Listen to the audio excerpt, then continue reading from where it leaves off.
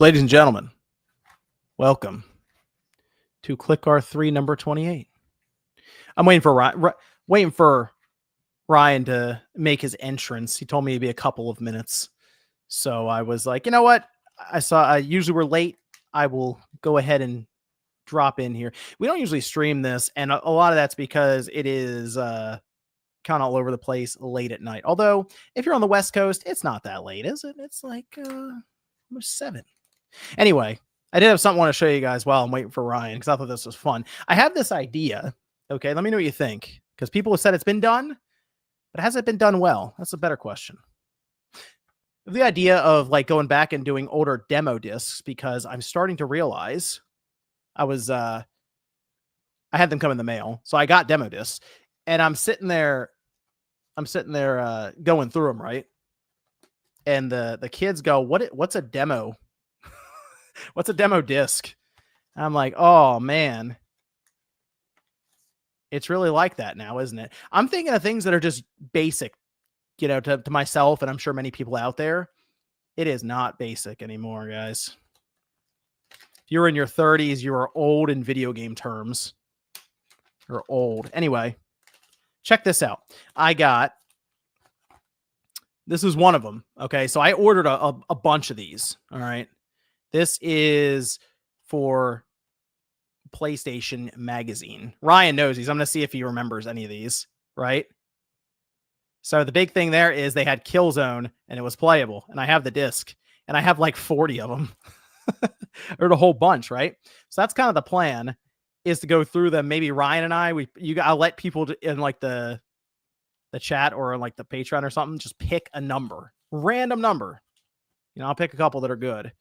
And then you guys go through, you pick them, and then we'll do like a play, and we'll like do a video where we play through it and see if we can recognize any of it. I mean, this is all pretty straightforward. 10 playables, Killzone, Jak 3, The Incredibles, Fairly Odd. Oh, well, I picked a good one. Fairly Odd Parents is playable here. Suikoden 4, King Arthur. This is a really good demo disc. Whoever got this one. Yes, it is a live Click R3. I'm waiting for Ryan. This is why you guys don't get this live. But the nice thing is, if we do it live, it's up on the channel immediately for you guys. So I'm just kind of hanging out here with everyone right now. Let's see who's in the chat while we're waiting for Ryan before we officially get going here. There's Medallion. Shout out to Medallion. I see Medallion all the time with Newswave when that goes up early. Like early in the morning when I set it up for members. He's there. Medallion is there. Was about to sleep. Sorry, man. It'll be up though. When it's done recording, I'm not going to unlist it or anything. I'm just going to leave it. So, although it's going to be harder to pick people's comments here and then also do any of the timestamps. So I might be off on timestamps. We'll see how that goes. Let's see. We got Clayton Morris. Shout out to Clayton Morris here. Shout out to Charles. Clayton's just playing some Donkey Kong Bonanza. I finished that up. I'm doing the post-game stuff right now. It's a good time, though. Yeah, so I heard that they've done that on Giant Bomb. I think that they just do PS1. These are all PS2. I ordered like 40 PS2 demo discs, but the stipulation was that I needed the PlayStation Underground part of it, and they cut all of them out and sent them to me. It's like, I need those. I need to know what's on each one of these before I turn them on, so I pick the right one. Or pick one that's decent, you know? Ryan will be here in a minute. He's late. Hey, people say I'm late. Ryan's late. You tell Ryan. Have you been hit with a memory card? Oh, have I been hit with a memory card? I'm trying to think if I have, because I showed them. They're very familiar with the GameCube. They're very familiar with the PS2. I don't think they've really asked about it, because I always just have a memory card in there. That is a good question, Radic. You know what? I will pose the question to them at some point when we're going through it. I'll be like, you need a memory card for that, right? They know what the SD card is, though, so maybe they're aware. I don't know. We'll see. We'll see. Shout out to Charles. Gaming is lame today compared to back in the day. It's so nice not knowing things. Is that what it is? Do you think that's the issue right now? Is just people are so connected, and it's usually a lot of people just annoyed at something online that it then also spirals out and then makes you annoyed at something. I feel like back in the day, there were games that were bad, but we thought they were good. And we talked about this at the Too Many Games convention, where there are games that I look them up on Metacritic and I'm like, I feel like those games when I played them back in the day, I just thought they were good, like Jedi Outcast. Apparently not. Apparently not. Even Kirby Air Riders. Did you know Kirby Air Riders is rated like I think it's in the 60s or something? We played so much of that just with my brothers. Just I did. I played through all of them. Whenever the Astrobot levels drop, you got to play it in this household. Okay, it's serious business. All right, I got the Astrobot. Serious business. Those are tough. They were. The only thing that was a little annoying, Spyro, was so when the levels came out, I saw it. Like they went live. I said, you know what? I'll play them tonight. The kids, Astrobot is like one of the big mascots in this household. The kids love Astrobot. And wouldn't you know it, social media did its job and spoiled all the bots for me. And it's a shame because that was a good one, wasn't it? Like they were it was very, very good. It wasn't that late. The hell are you doing? Not right. And say that again. You're good now. You're good. What's going on? You streaming this? I was live streaming to the good people. Oh, are you? I'll go live. I'll talk to Spyro Jones asked me if I did the Astrobot levels. You know, it's funny. I haven't done that yet. Oh, I know. Yeah, I'm falling behind. Well, I'm doing Death Stranding too. What do you want from me? It's fair. Working on some DS2. I finished. I beat that game. I finished it up. How do you finish so many games, dude? I finished Donkey Kong Bonanza too. That's what I'm saying. I saw you say that you finished it. I'm like, how does this guy get anything? How? Hey, serious business. I'm mortified. Where are you finding time?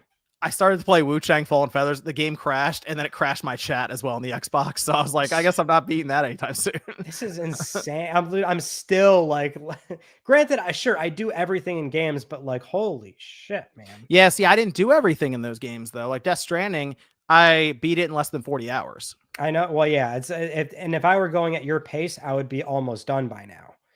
Yeah. But I like doing everything, and I'm feeling that like FOMO of like, man, DK Bonanza looks so like everyone was like, oh, this game is way better than we thought it would be. It's like better than Odyssey, and I'm like, oh shit, well that speaks a lot to me. So I'd love to start that. It was a longer game than I thought too, because I got off Death Stranding almost 40 hours. It took me 25 hours maybe to beat Bonanza. Well, I had heard that it's like 20 hours, 20 hours, like a more tight experience. I don't know. I feel like I spent like 50, 60 hours with Odyssey, but that was doing everything, like getting like 999 moons or whatever. It was nice to go from a high quality game in Death Stranding 2 to a high quality game in Donkey Kong Bonanza. It was a good feeling. There was no real drop off at all. It was just high quality. All right, good. I'm not convinced you have a family and kids because I just don't know how you're doing all this stuff. I really don't. I just never leave this room. There's a TV. I just like swivel, and I have a monitor right here for my multiplayer games on like Xbox and stuff. Yeah. Yep. I got monitor here, TV there. All right. It's like a whole lot of stuff happening in front of me right now. So I mean, I got a lot of stuff happening here too. I just apparently I'm not getting the progress you're getting done. I mean, I got big widescreen monitor here, top monitor there, monitor here. Oh, you got the top one, huh? I got monitor up top. I got stuff's everywhere right now, all over the place. I'm not messing around. All right, well, I'll show you some of the tricks, Ryan. I'll show you some of the tricks. I usually, it's funny. I've been doing Death Stranding 2 in the morning when I do my my treadmill walks and cardio. So I'm walking while walking. He's doing deliveries for real. Yes, sir. Yes, sir. They should wire that in so I can hook it up and I can do that. I'd love that. Trip of Falls. I haven't owned a PS5 until last week. It's seeing big price cuts here in Australia. Oh, that's good news. I got a PS5 Slim with a disc drive for $420 US. I also got 6 to 7 physical games. Good job.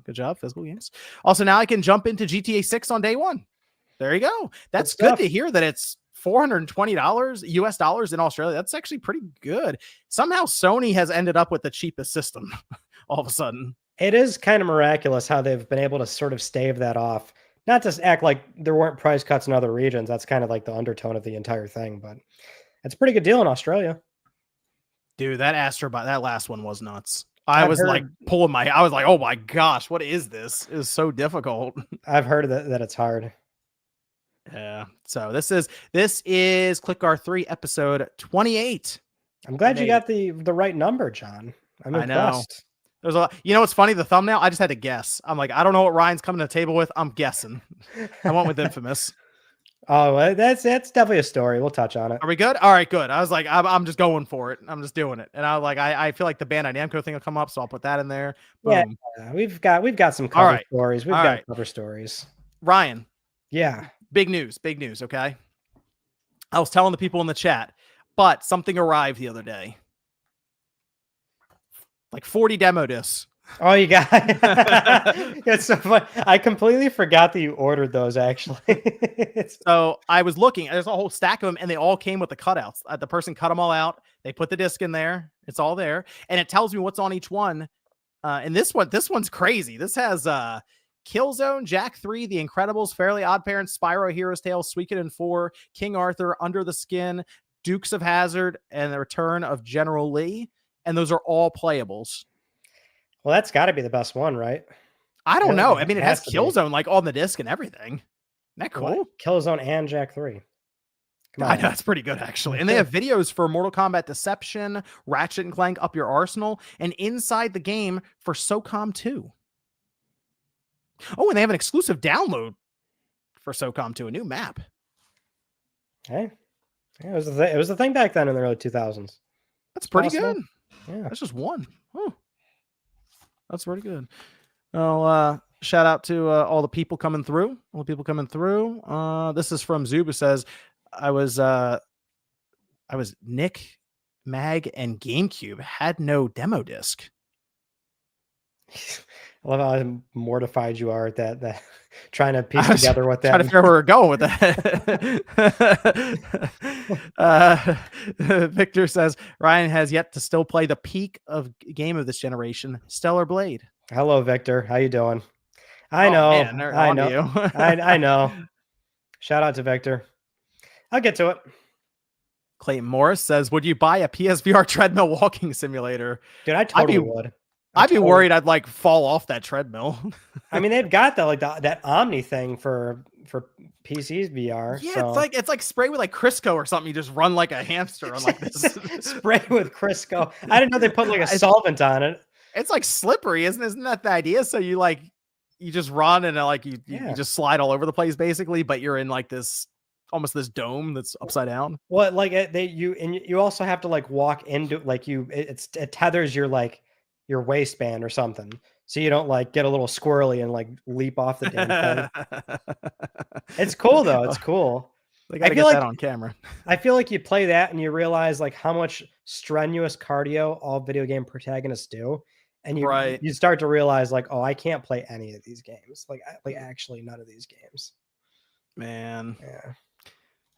Well, what we got, Ryan? What's the word today? All right, let's get into some news stories. We do have some PS Plus games that are leaving the catalog. A little shout out here. So these are going to exit the catalog on August 19th for PS Plus Extra and Premium. Under Extra, EA Sports UFC 5, Star Wars Jedi Survivor, The Witcher 3 Wild Hunt, Wild Hearts, Ride 5, Sword Art Online. That's Last Recollection, Alicization, Licorice, Fatal Bullet, Hollow Realization. Just can they call these games something normal? Bug Snacks, and then Naruto to Boruto Shinobi Striker. Those are all under Extra. There's 2 premium games leaving: Sword Art Online, Lost Song, and Vacation Simulator. Another PSVR 2 game leaving premium. Man. God forbid we own PS Plus Premium around here. PSVR 2 taking away those benefits. When are those leaving?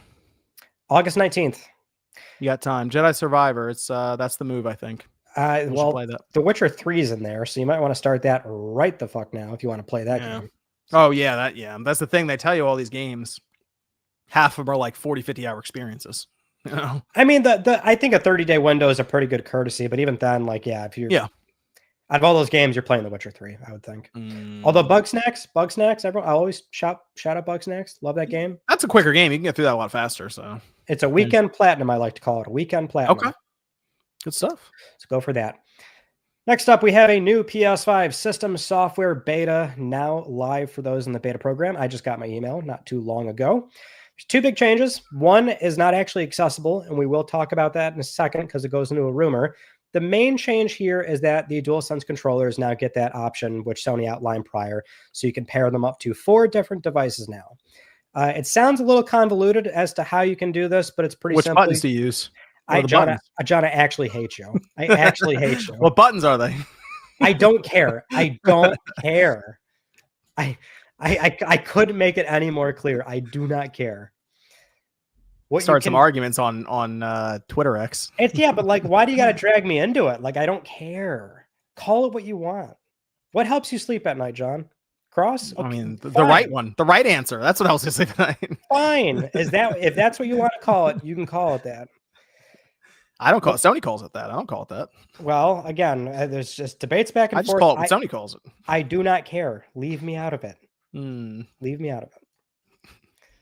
What you can do, though, John, you can pair a DualSense to multiple devices. You can actually do multiple PS5s as well. So you could do 2 PS5s, a PC, iPhone, 2 iPhones, whatever the case is. But you hold down the PS button and one of the face buttons. So you assign it that way. You can do it whether the controller's on or off, and you can just change it from there, basically, which is a huge quality of life jump. I don't know about you, but I'm always like moving around controllers. So it's a huge pain when you got to bust out the cable and manually resync it. So that's the main change in this new firmware. Yeah, I mean, that's I feel like the Xbox controller had that for a bit. It is useful, but they outline it with all these other things you can use it for, and that includes multiple PS5s, which that to me is actually quite useful because I have the PS5 Pro up here, and then I have the PS5 Slim downstairs, and it's like, I mean, I just plug the controller in, and that's it. But it is nice to go, oh, okay, this one's square and this one's triangle. So right, that is nice. That's a lot easier. So there's that change. The other change that's not actually live in the firmware, but they're outlining this right now, is a new low power mode. So as part of SIE's commitment to Sony's Road to Zero environmental plan, this update is going to offer a new mode called Power Saver. Now, this is not going to be available during the beta, but when it does release, you will have the option to turn this on, and your console is going to use less power and scale back performance on supported PS5 games. So it is something that studios right now could potentially utilize.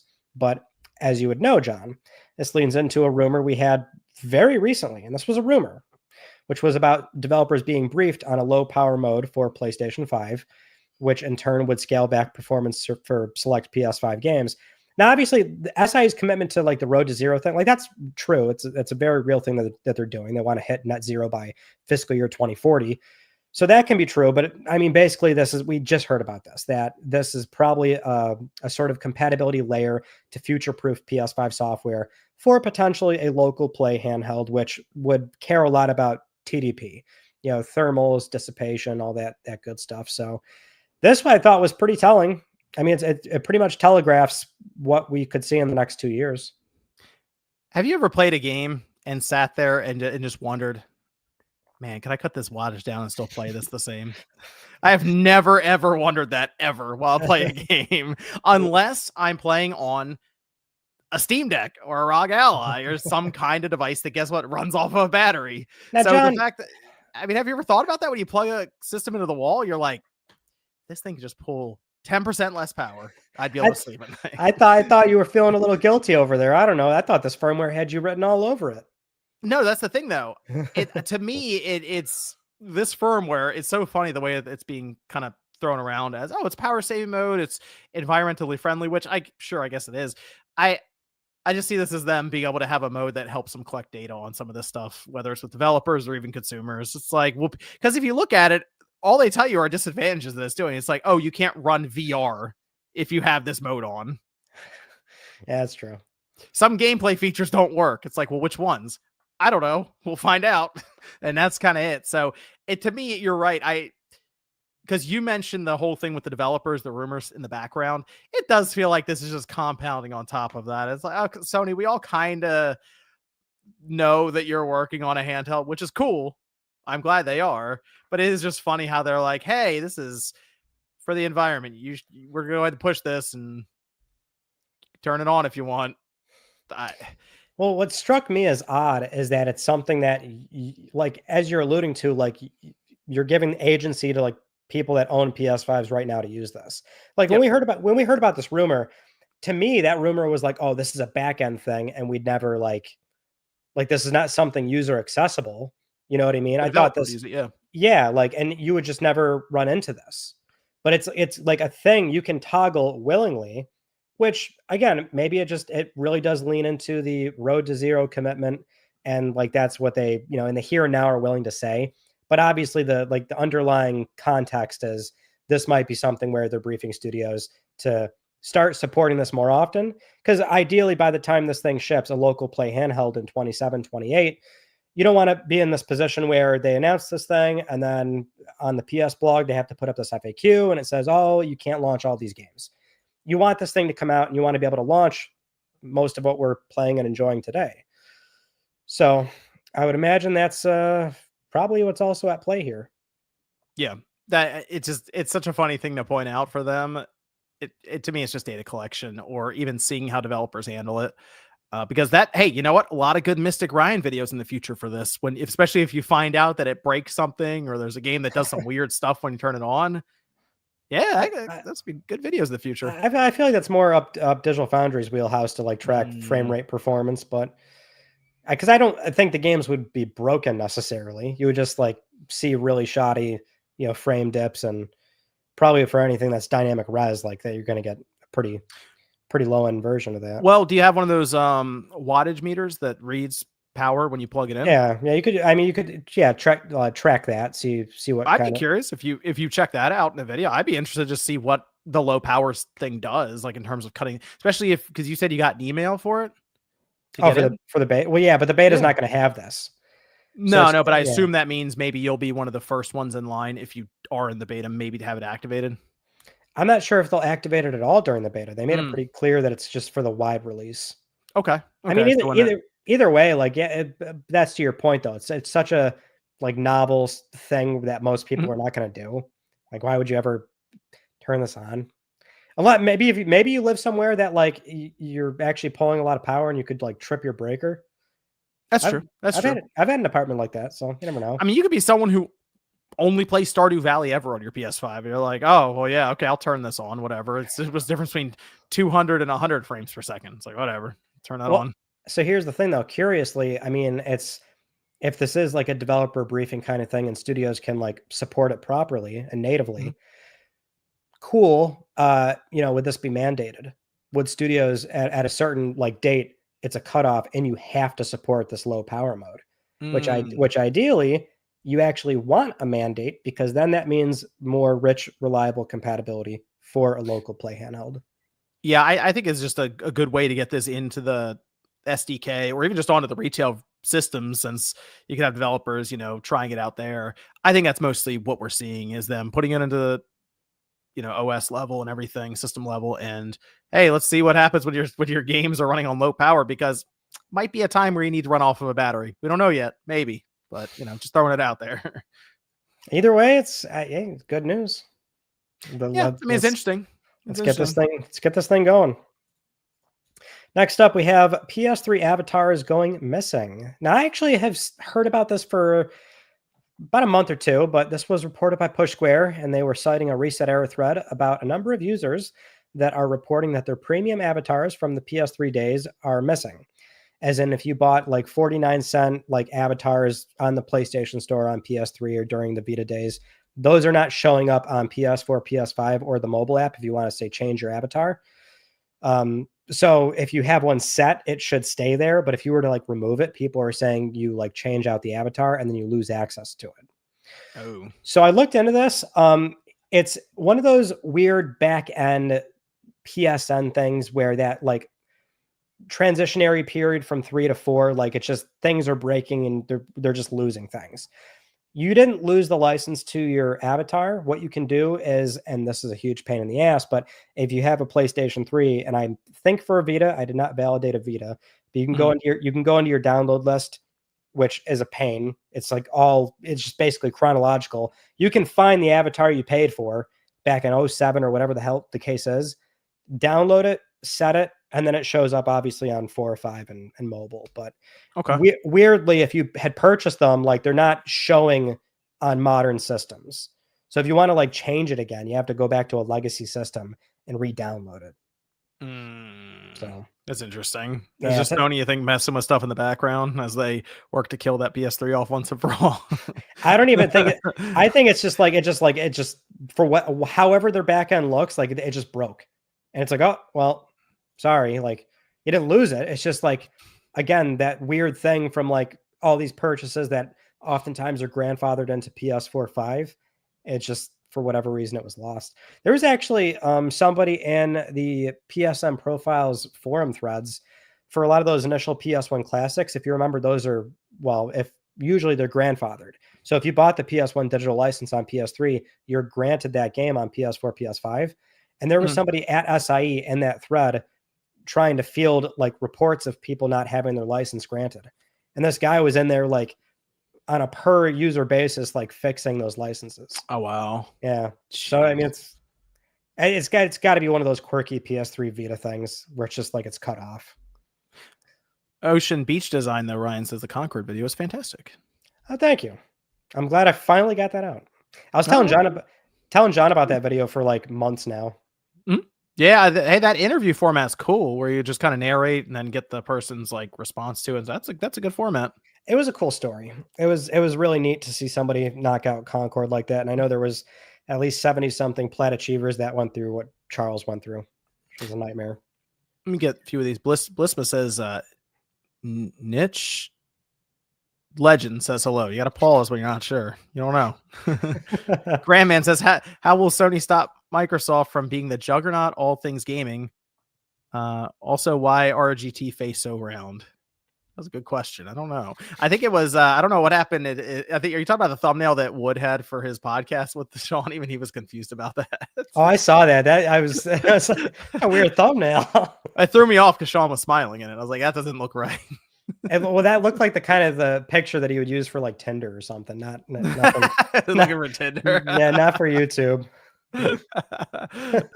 Blake says, thank you for doing the show every 2 weeks. I always look forward to it. It keeps me entertained at work. With the Decima engine being so good, why aren't more PlayStation studios using it?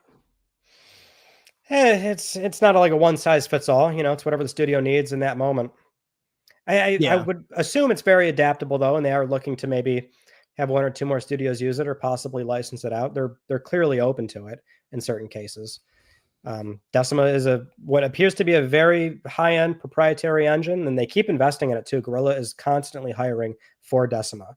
And in a world where like a lot of studios are just defaulting to Unreal 5, it seems like Sony has been doubling down on it, which I think is the right play. Varang. What's up, Varang? Hello, Click R3. I am about to platinum Persona 5 Royal. Got 8 to 10 hours left. Any games currently you recommend to plat? Love the podcast and the content. The Concord video is very entertaining. Thank you, Varang. Appreciate it. And good on Persona 5 Royal, too. I love that platinum is way more achievable than base Persona 5. It's way more I'm going to recommend Mind's Eye. It's about 11 hours to platinum. Well, he didn't ask for a good game. He just asked That's for true. Not Death Stranding 2, because I saw the one trophy that's the roadblock, and it's get a 5-star with every location. Oh, come on, John. You're not. That's gonna take forever. I saw somebody say they were like 130 hours in to do it. Yeah, well, it took me 100 hours for the first game. It literally like right over 100 got the plat. So okay, it's a commitment. I mean, if you're looking for another like long plat, I don't know if you like Death Stranding, but 2's right there. Just came out. Grandman says, Ryan, how much has Spawn paid you to keep alive? Not enough. To keep alive? Not enough. Keep alive. Can I get more oxygen? What's showing up with these fancy blue Oreos, blueberry Oreos? Okay, yeah, because that really hit the wallet hard. Hey, I did find Dr. Pepper Zero Sugar Cherry. Didn't even know that existed. Did you? So I'm a fiend for the Dr. Pepper cream soda. That shit is so good. That is good. So good. But that's the full sugar one. Oh, I know. Man. But I've got, actually, you know what, John? Not to spend too much time on this. Not a I'm interview right here. spawn. I don't care to talk to John. It needs to be about that. delisted. We got to get that thing delisted. Then we're in. Then we got a story. All right, there we go. But John, so as you remember from the hotel with our Mario Kart adventure, I'm not good with sparkling water. However, Liquid Death, which is like a company that makes sparkling water, they have a Fruity Pebbles flavor, and I just bought it. It's downstairs. Sparkling water? Yeah, sparkling water, Fruity Pebble flavor. It's in the fridge right now. Cool. That sounds crazy. I'm thinking to myself, I'm trying to outweigh it here. I'm like, I don't Where'd you order from? Amazon? Amazon. I don't like sparkling water, but I do love me some fucking Fruity Pebbles. So will the Fruity Pebble flavor save the sparkling water? That's what I'm curious about. Let me see. So I'm going to try it later. I see Liquid Death. Yeah. That's a terrible name for a water company. It does sound dangerous. Like you shouldn't drink it. I mean, I see all their stuff here. I don't know if they have fruity. I'm looking for the Fruity Pebbles one. It's on there, John. It's on. It's like $15 for 12 cans. I see Serial Criminal. Interesting. How can you not find this? It's on there. I'm looking. I see Killer Cola, Dr. Death. Well, did you write Fruity Pebbles? Quencher. I did write Fruity Pebbles. Yeah, Fruity Pebbles. I'll just put Liquid Death Fruity Pebbles. That's what you should have wrote the first time. I put Sparkling Water Fruity Pebbles. I thought that would do it. You dumb. No, that's not it. Well, I'm not sending you a link. We don't have time for this shit. You want to move on to find it. The next story here? Yes, I will find it. Don't worry. PlayStation Stars, John. The final collectible. It's out. It auto registers. It's like a little star. Now it says thank you. Great. There's a final it's a final collectible. Play any PS4 or PS5 game. I think the campaign's already over too. I think it was like a limited time thing. What up, Cameron? Man. So, yeah. Oh, I guess people do drink that. Wow. I don't know. Convicted melon. Is that the flavor?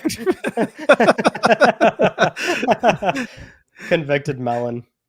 I like that. It's Liquid Death Serial Criminal. That's what it's called. Apparently. I don't know. I gotta look into this. This sounds crazy. Might have to get the variety pack and just roll the dice.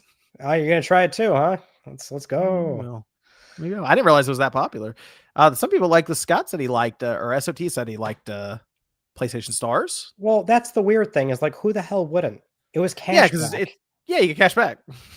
When I saw people say like I don't like PS Stars, I'm like, okay, what, you just like hate money? Like what? What does that even mean? You don't have to care cash about back, the Jim Ryan bobblehead. What are we doing here? What's wrong with all this? Well, you don't have to care about those things. Is the beauty of it.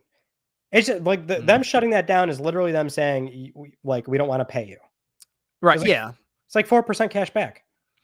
No, it was a good program for customers in general. It's like, why wouldn't you do that? Although I guess I'm trying to figure out if they didn't have enough engagement or they had too much engagement. They were like, hold on a minute, there's a lot of cash back happening here, a lot of money going back. Well, I would think that the back end telemetry was because like the whole point of a rewards program is to incentivize more spending.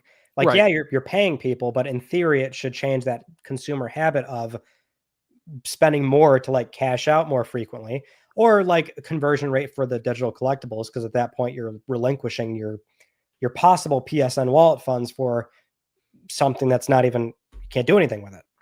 I would think that they just weren't seeing a good return on it.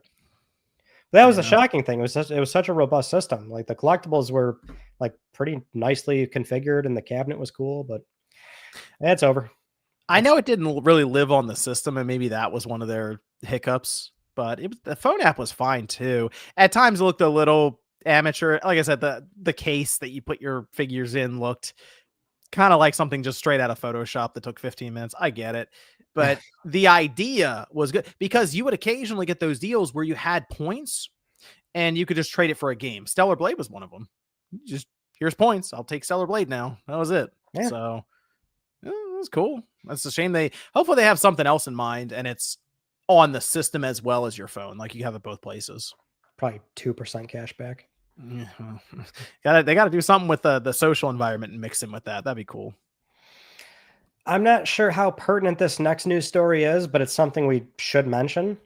A restock for the 30th anniversary consoles and accessories, which at this point, it's already over. So should have got your pre-orders in. But they did bring them back, which I didn't think was going to happen. Kind of surprising. Yeah. I mean, the controller should be for most people the showpiece. That's, I assume, because it's like, oh, am I going to buy a whole other system? Even a PlayStation Portal, it's like, do I want that? But the controller is what was like $80, and it's, yeah, I mean, it's a nice look. It is a nice controller. I have it up there. I don't really use it. I just put it on display. Nice controller. So, yeah, I use a 30th anniversary Edge every day. I just have a regular Edge. Playing DS2 with it right now. Yeah, they restocked the base console, standard DualSense, and the Portal in the UK, Canada, and I think other places in Europe. Not entirely sure. So they did get the console and everything. We in the US only got the controller. So that was on PS Direct. Ryan, you have the regular PlayStation Portal, the day one edition. Do you also have the matte black PlayStation Portal? No, I don't. Okay. You have the PlayStation Anniversary Portal though. No, I don't. Oh, I thought you did. Okay. I'm trying to figure out how that matte black system looks, that Portal. I've seen them. They look nice. Well, now I'm trying to now we're talking about the handhelds and stuff, and we're thinking, so I'm wondering if they're going to go the route of the white system or the matte black system now, because I haven't seen how their matte black system looks right now with that port. That's the closest comparable. Like, how's that like matte black plastic look with the PlayStation symbols and stuff? I haven't seen it. So, well, you've seen a midnight black DualSense, so I have, but I don't know, something about that being there with the big screen, and I was just curious how it all comes together. I mean, curiously, whatever that next handheld looks like, I would imagine mirrors the same design language as PlayStation 6. So depending on what they choose to do, like however that thing is going to look, that would probably heavily dictate all the accessories and thus the handheld as well. Okay. Yeah. We got a pretty big story here. We definitely didn't go over this. We got Cory Barlog's game at Santa Monica Studio. It's apparently not a new IP. So over on Reset Era on the PS Studios OT, Bloomberg's Jason Schreier gave an update on this game. And he said Santa Monica's next big thing is Cory Barlog's game. And the last time he spoke to anyone about it, it was going well. And that was about 1 or 2 months ago. So that's a pretty recent progress update. But just a few hours in that same thread, Jason asked why everyone thinks Barlog's game is a new IP. And then he followed that up with wondering why the internet was melting down over that post. And so that's when somebody chimed in asking, like, well, then what's going on with that game? So Schreier said, it's not a new IP, but it might feel like one. And so maybe that's why people are confused about it. Like, don't ask me any more questions. If I say anything else, I'll write an article, not talk about it here. But yeah, that was kind of a big thing because ever since this new, what we thought was new IP came to the scene and Santa Monica was hiring for it, I mean, there's definitely been like documented evidence of it being called a new IP at Santa Monica. They've had like job listings, and I believe somebody on LinkedIn listed it as a new IP as well. So this was pretty surprising to a lot of people, I would say. So do you think it's a known IP? We'll say that it's an established IP, but same in the universe, but it could be, because I thought there were like discussions about this being like a sci-fi game. Remember those rumors going around? Right. And he also clarified it's not sci-fi. Yeah. So this is weird. Maybe that's something at like wires got crossed or something behind the scenes. I mean, the obvious take is that it's something in the God of War universe. That's what a lot of people are now defaulting to. It's like, oh, could it be that Atreus game, or could it be something else? That's what a lot of people would take Sony Santa Monica and then liken it to. It's God of War again in some way. And just based on the sales of God of War, it makes sense you'd want to continue extending that universe. I don't know. That's the thing. Like, I'm slightly disappointed, if only because like that was what was so exciting about the possibility of Santa Monica doing a new IP, is that, thank God, it's something different. Not to say I don't like God of War, but if you look at Santa Monica's history, which, granted, they've had incubation teams at Santa Monica. So the studio name is attached to a lot of smaller projects, a lot of them during the PS3, PSN days. But, their portfolio is Connecticut, and then God of War, God of War, God of War, God of War, God of War. If it was a Connecticut game. Well, look, I mean, maybe that's the weird thing. Like they say, not a new IP, but it might feel like one. I feel like this could go in any direction. I don't even know if what can I even speculate about? What is that? Could they borrow a series, one that's been dormant for a while, and be like, we want to do something with that? It's just sitting there. We want to reimagine it, or Well, that's the thing. Like, if it's an existing property, all that means on paper is that like it's just something that's already out there. It could be damn near anything. Maybe SIE is like just really committed to working with like outside properties that they themselves don't own, which we know they're not shy of doing with like Marvel stuff. Could be that. It's man, I will say this has me a bit more intrigued. I am curious if Jason Schreier writes an article, if he just reveals the whole thing, or if he still kind of alludes to what it could be, because this does seem like it's lining. I'm hoping it's not. So I know people would still be somewhat excited because it's still God of War, but if it ends up just being the Atreus game, I mean, I'll be kind of disappointed as to, it could have been some crazy reveal of Connecticut or some weird thing. The Atreus game will just feel very safe for something we've been kicking around and trying to figure out for, it feels like a couple of years now. But it would be almost also expected and be like, yeah, I get it, but would have been cool if it was this. So do you think this is the way Jason Schreier is talking about it? It feels like he's very certain. You think this thing is close to that reveal then? No, I mean, I would hope we see it within like a year or two. But like that's the other thing too. It's not a new IP, but it feels like one. Like okay, like the only thing I really want from Santa Monica is technically that. I just want something where it does feel very different for the studio. I'm not going to be a huge stickler if it's in like the same universe of something, or maybe it is another God of War thing. But if that's the case, like bring something like very fresh to the table. Like I'm not worried about not getting another God of War. I think that's going to happen at some point. Yeah, it's going to happen. Yeah. And that was that's what I like, that very pragmatic approach of Cory Barlog saying, no, we're like Ragnarok said, like we're going to wrap it up. We're going to just do these 2 games and we can move on from there. So, because it's like games take so long to make. Hey, Evan. Shout out, Evan. Yeah, that's tough. There's so many games that's kind of been, people criticize Sony for leaving some of these old franchises behind and stuff, and the studios want to do this or something else. It'd be kind of cool if they went back in time and grabbed something from the Sony vault, and it's like, we're going to take this in a different direction, as you say, make it very original feeling, and then it's an IP, new series, but it's presented completely differently. Someone says Parappa the Rapper, all of a sudden it's an over-the-shoulder third-person adventure game. That's bold, but I like it. It just tells people to believe as he goes through. You just approach every NPC, tell them to keep believing. Yeah. That's my hope. I mean, Connecticut would be kind of, if you go back and look at it now, it's such a weird game. I mean, it was definitely for its time in 2002 or something. What was that? 2001? It feels like it's forever ago now. But I mean, that could be something interesting if they decide to take it to the route of, it's also kind of an action adventure, but then you have these races that happen in these skimpy motorcycle suits. It'd be creative, I'll say that. Very different. Now I'm just curious. Maybe they give it to Keighley to do the reveal for. Seems like Naughty Dog keeps getting a lot of the Keighley stuff. Yeah, that and Insomniac showing up to Keighley stuff too prior. Also, Schreier is Jason, he's very confused why posts like that take off and get such traction.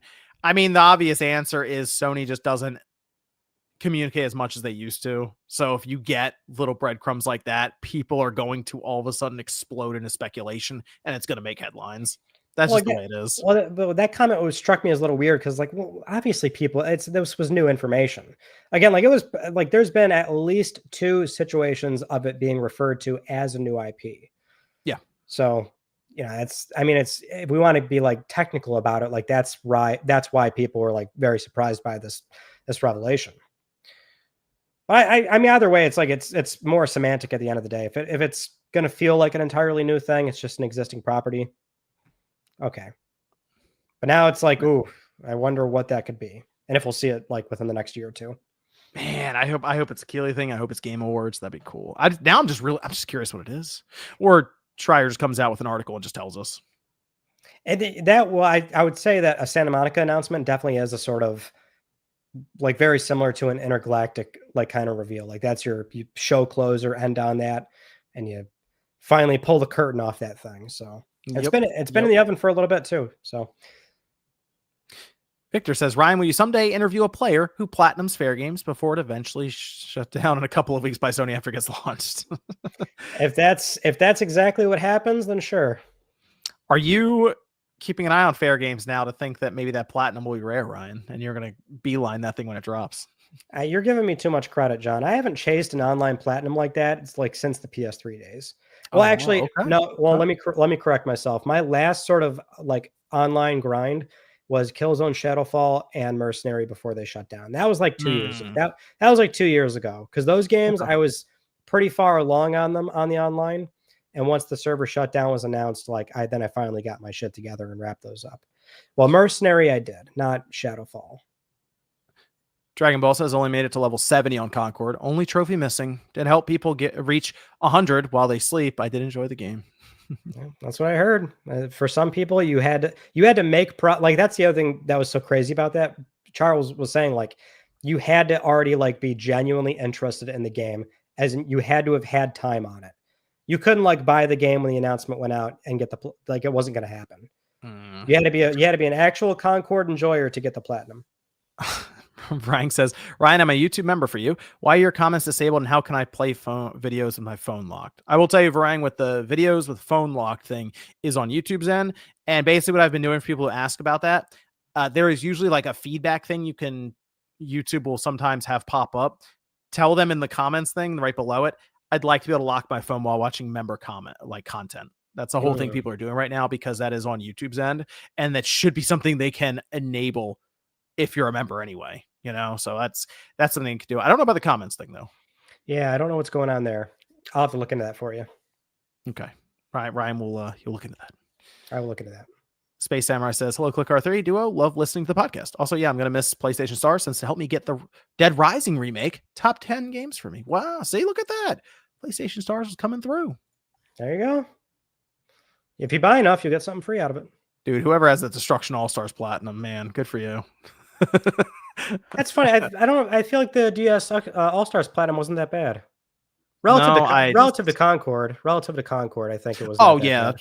After I saw that interview, and I'm like, oh my gosh, people got the platinum for Concord. Jeez.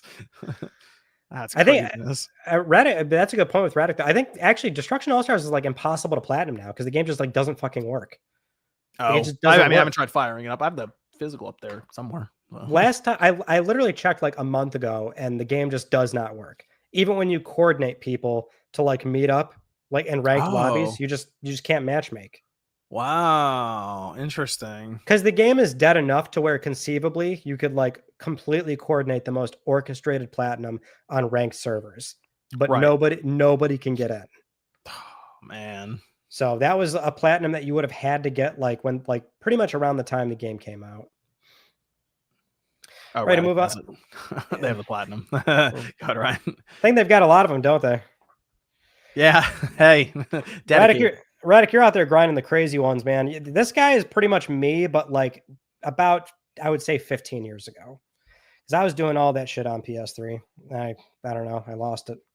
Gotta get that back, Ryan. Just go ahead and pick up Mind's Eye. I didn't have that dog in me anymore. I was happy with GTA 4, Resistance, BioShock 2, and I'm out. This dog's out. Those online ones. Yeah. Next up, we have a lot of details with Ghost of Yote. A lot of new stuff coming out for Ghost of Yote. They're on the press junket, as it were. So you got Nate Fox and Jason Cannell speaking with a bunch of publications. So we have a lot of things that we're learning about for Yote. So the Game Informer interview was pretty good. We learned that the game is structured in a way where it's not fully open when you have to kill the Yote 6. If you remember, John, we were talking about that, like how open is it with chasing down the Yote 6 and interrogating. Right.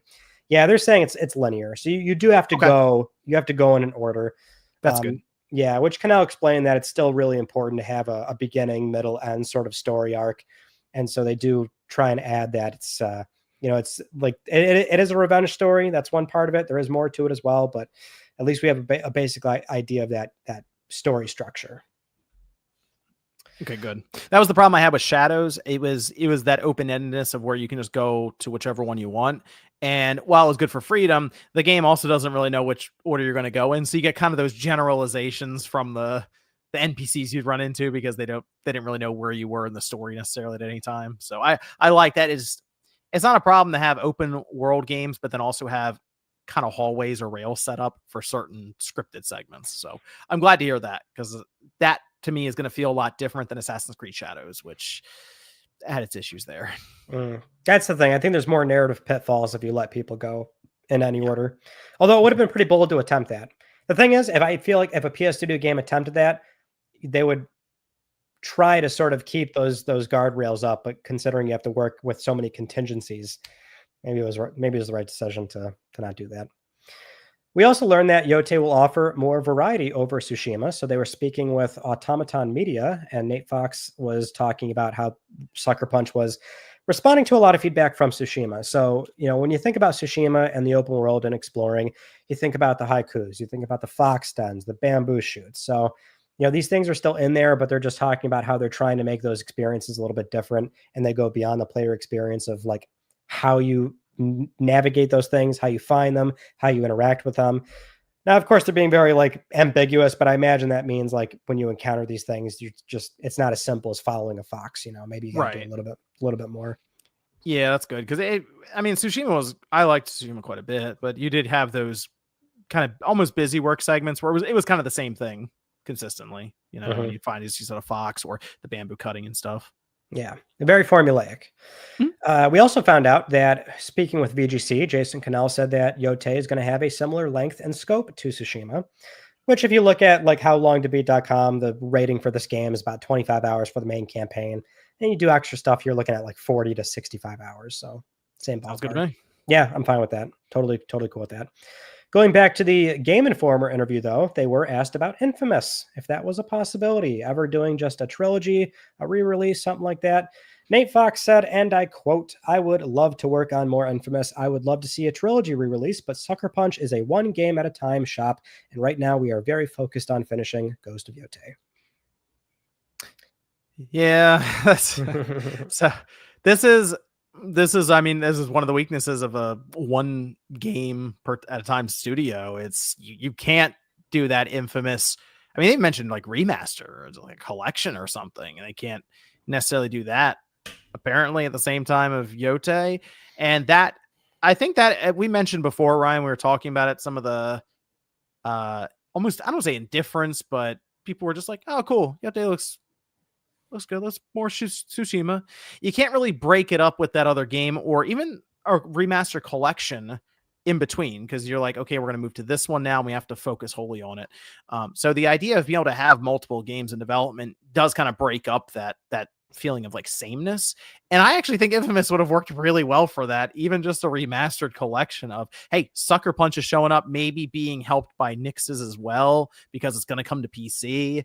And you have Infamous 1 and 2, which, if we tell somebody to play it, they're firing up their stream, and it's an experience. It's something, but how cool could those two games look if they were able to do that weird, that borderline remake, that remaster remake treatment where they can tap into some of the extra features and things that we have for the PS5, but new coat of paint on Infamous 1 and 2, and also have the frame rate, maybe go to 60, even 120 or something. There's so many things they can do. And there's so many people now. It's hard to believe how old Infamous is, isn't it? Yeah. You thought about that? That's the argument. There's a generational turnover. There are people that have not played Infamous. It is weird, right? So Infamous 1 came out in 2009, which would be 2009 and 2011 for Infamous 2. That's crazy. Yeah. John, the thing that always struck me as odd is that these were one of a handful of other PS3 trilogies or, standalone releases that didn't make it into the PS4 remasters. That was pretty common. Sony did a handful of them, but they felt like they were not worth commissioning for some of these other IP. That's like, we get into this a lot, right? When it comes to the remaster or remake or port situation, depends on the studio. Sometimes it's just, it gives people at the studio something to do. Right. Sometimes it's great for onboarding. And sometimes the studios just, they don't have time to do it. I give this to Nixxes. That's what they're doing right now. I mean, they've sort of worked on this back catalog of PC stuff. And now they're going to be moving forward, helping with a lot of those PC releases for any new upcoming games. But you see them going and doing the Helldivers 2 port for Xbox. You see them doing the Horizon Zero Dawn Remastered. They did the new Last of Us chronological content for The Last of Us Part 2 Remastered. They're taking on new original work and ports. I mean, for my money, I say give them some of this PS3 stuff, especially because that is as we always say, the elephant in the room with PS3. It's a little bit more costly to get these games over. They're cell processor games, cell architecture. But I think it's about time we commission some ports. And that I will always have this position of, I think it's better to just finance these games on a title by title basis than spending another 10 goddamn years making a PS3 emulator. And also they still kind of run like ass anyway. Just port them. And then you can do what you're saying. Like, yeah, like I don't think Infamous even needs like a crazy coat of paint. I mean, if they still principally look, like how they were on PlayStation 3, you can bump up texture resolution and get them up to probably 120, no problem, frames per second. Native 4K. I mean, yeah, just and get them out there. We know the company has a willingness to sort of revisit old IP, even if they're not doing it in-house, where they've licensed them out to Bandai Namco. And nowadays, the play is put this shit everywhere. I mean, is there a world where Infamous comes back and they say, oh, fuck it. It comes back and it's also PC Switch 2 or something. I don't know. But like, I want them back, Yeah, because so at that time, there were a lot of superhero games flying everywhere. That during 2001 to 2010, dude, there were so many licensed games that were pulling from Marvel or DC or wherever, and they weren't. I'd say like 70% of them just weren't good. they're just bad games. Hey, bad. But it was it was like we had these superheroes and stuff, and then here comes Sony with Infamous. Right at the end, tail end, right in 2009, when the PS3 started to get things really figured out. And I guess Sony, they get the Spider-Man license with Marvel, and it's like, oh, well, obviously we're gonna make Spider-Man now for the PS4 and stuff. And that's kind of, I guess, how it's been posed that we have our superhero game. And it's like, yeah, but you see how those licensing, you see how those fees are starting to get, right, with the royalties. And it's like, man, this is getting expensive. But then also here's Infamous that doesn't have that attached to it. I think I feel like there's a pretty good size market for Infamous to do well right now. If nothing else, because it's just been kind of on the shelf for a little while. I mean, I know we had Second Son. That was 2014. So, By the way, crazy that you get Infamous 1, 2, and then Second Son in the span of 5 or 6 years or something. Yeah. But I think there is potential for this game to do very well. Even if they brought it back in a limited capacity of, here's Infamous 1 and 2 collection, $50 or something like that. And we're not full-blown remaking these things, but it's going to run natively on your hardware. It's going to look better, maybe smoothed out, better texture quality, as you mentioned, higher frame rate, dual sense features, sure. And we'll put it on PC, and sure, maybe we'll put it on Switch too. I actually legitimately think millions of copies sell. Yeah. I think there's a very real world where they move 7 million, like a 7-figure number, basically. Yeah. It's just, I do. They just have to do it is the problem. I mean, but there's also resources. Maybe Nixxes is tied up. I mean, and I think it's Infamous. I think it's Resistance. I think it's MotorStorm. There's so many of these I want brought back. But the thing that's so interesting about Infamous, right? We talk about how Tsushima to Yote, people say, oh, it looks very similar. The feel looks like it's lining to be a bit more similar than people were hoping for. The thing with Infamous, though, is the idea being that they can jump between these characters, different conduits, and they can just come up with different powers and themes for each one of them going forward. You can make Infamous games feel much more different than the predecessor before it, like if you want to go that route. So that's the thing. I just feel like the Infamous universe should be much bigger now than it is, because obviously they moved away from it. It feels like we should have a couple of entries by now, different characters, crossovers. Like, it seems like that's an entire universe they could have built. For sure. I mean, that's the thing. Superhero stuff's huge right now. And in a way, Infamous always had an anti-hero angle too. Yeah. I mean, there's a lot of value in having your own property like that, So I mean, you could have the evil conduit ending, like you're just bad guy for the whole. Oh man, there's so many things they could do. Yeah, then you could have Cole show up in Marvel Tokon, and then they do another. Hold on, but listen. They do the good Cole reveal, and then another character reveal, and it's evil Cole. And it's like, so that's just Cole again. but he's blue this time. Oh, he'd be red if he was evil. Yeah, he's red, but he's blue when he's good. It's like, that's a whole other character. Somebody will remember that from PlayStation All Stars. It's like, no, a new character reveal. It's like Cole again, but he's evil. I think that'd be sick. I think that'd get a really good reaction as well, by the way, if they did it. Even if it's the remaster, if they did a new Infamous, that would get like one of those streaming reactions. Like, obviously they're not doing it on stage anymore. Oh, it's an Akili event. I think that would get legitimate, like, excitement out of the crowd. Well, like if it was an actual Cole reveal. No, I mean just like a new Infamous game. Oh yeah, or a remaster game. I think people are like, oh, cool, that could be fun. Oh yeah. So, Sony, get someone on the phone, Ryan. Yeah, because I've got power over that company. I do like that we're hearing people from Sucker Punch that have say are like, yeah, I would like to do Infamous again. I think they would. I mean, they all love everybody at these studios love their games. You walk into their lobbies, they've got all sorts of stuff showing their lineage. They always appreciate where they came from. Even with that turnover of like new hires, and it's like, oh, how many people are still there that worked on Sly Cooper? But it's like they never forgot Sly Cooper. He's damn near in the lobby every time these people clock in. They know. Yeah, but as we've mentioned, they're one game at a time studio. Maybe that is something that because I mean, Sucker Punch clearly has shown that they're very competent. They can make games.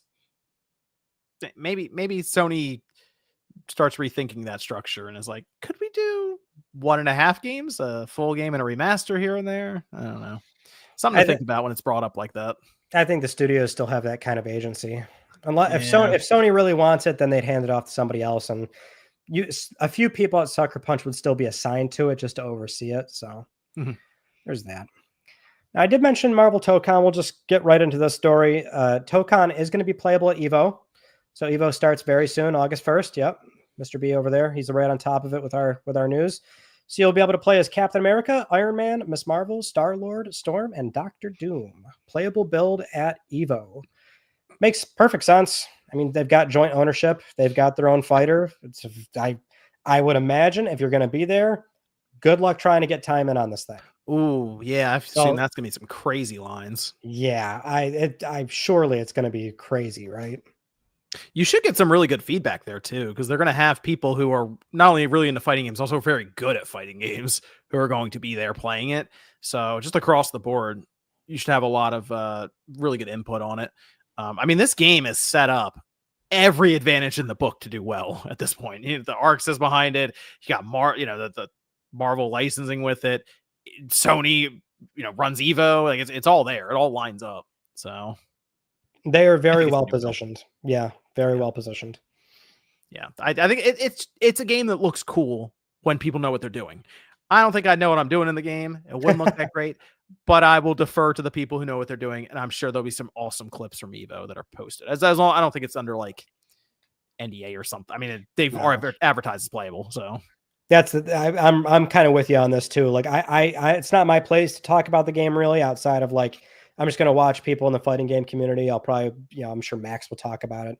Maximilian dude, he'll have thoughts. And so the fighting game community will figure out how they feel about that game. But I will say it does look like a game that might do well with casuals as well, just because I assume there's going to be a mode where it's a little easier to do combos and pull off flashy moves. And that's usually enough with the Marvel characters to sell some copies. So, yep. John, did you see this concept art for the canceled Deviation game? No, hit me with it. No? Well, I mean, I can't show you art, but we did have some art pop up. It was reported by MP First. So some concept art from an artist portfolio who worked at Deviation was discovered. So one of the images had like a 2020 timestamp on there. But this concept art does show you like various weapons like pistols and rifles, and it generally shows a sort of futuristic looking vibe. There's like a weird power glove type of thing that one of the concept art has on it. So the game's canceled. SIE did step away from it, but the story here, as many might remember, is that Jason Blundell walked away from the studio, and now he's at SIE with Dark Outlaw Games. So they pretty much formed a new PlayStation studio. But at a certain point, SIE pulled funding, so that's why Deviation was closed. But looking at what was there, at least you can kind of get an idea of, this was some kind of sci-fi game. Yeah, sci-fi, almost a little bit of steampunk maybe in there too, a little bit, but definitely sci-fi. I see, like, you have the almost retro looking side of the pistol that shows the ammo. It's like that green monochrome kind of background look for it. I don't know. I mean, we really can't take much else from it other than hey, these are some of the power glove kind of with the lightning through it. And I saw like some people were like, "Oh, I see why it's canceled." I'm like, "No, you don't." It's that pistol. I mean, the pistol. Look at it. I mean, I get it. The game's canceled, sure, but like you don't know what the decision was. Why it was canceled? Do you see the pistol? It's concept. The game could have been damn near anything. What are you talking about? People are funny, but worth checking that out to see if any of those ideas make its way into the game. I guess they're developing now. Well, that's the thing too. I mean, I am very curious what Dark Outlaw is cooking up. I mean, that's like the running speculation is that maybe there was creative differences and Jason took the game to SIE. We will see. Next up, we have Ready at Dawn news. This was actually really cool. So Ready at Dawn, in the past like month or two, obviously they're closed, but like the co-founders, Andrea Pacino and Rue Ueshiria, they're like doing more interviews and they're talking about the history at the studio and, what went wrong with the Meta acquisition and their relationship with Sony and the success with Daxter and God of War. So it's like really cool hearing about all this stuff, right? So recently speaking with Christopher Dring at the game business, Ready at Dawn's co-founder Rue, they said they were not looking to be acquired by Meta in 2020. And actually they were going to go back to PlayStation. So he said, and I quote, "We were quite happy being independent. Back in 2019, we were working on PS5. We had dev kits. That's what I communicated to Meta. I said, look, guys, I don't know where VR is going because we don't know what the long-term plans are, but we have a hunger to do great things in VR. We also have a hunger to do great things on PS5. So he went on to explain that Meta and Mark Zuckerberg eventually sold them on whatever.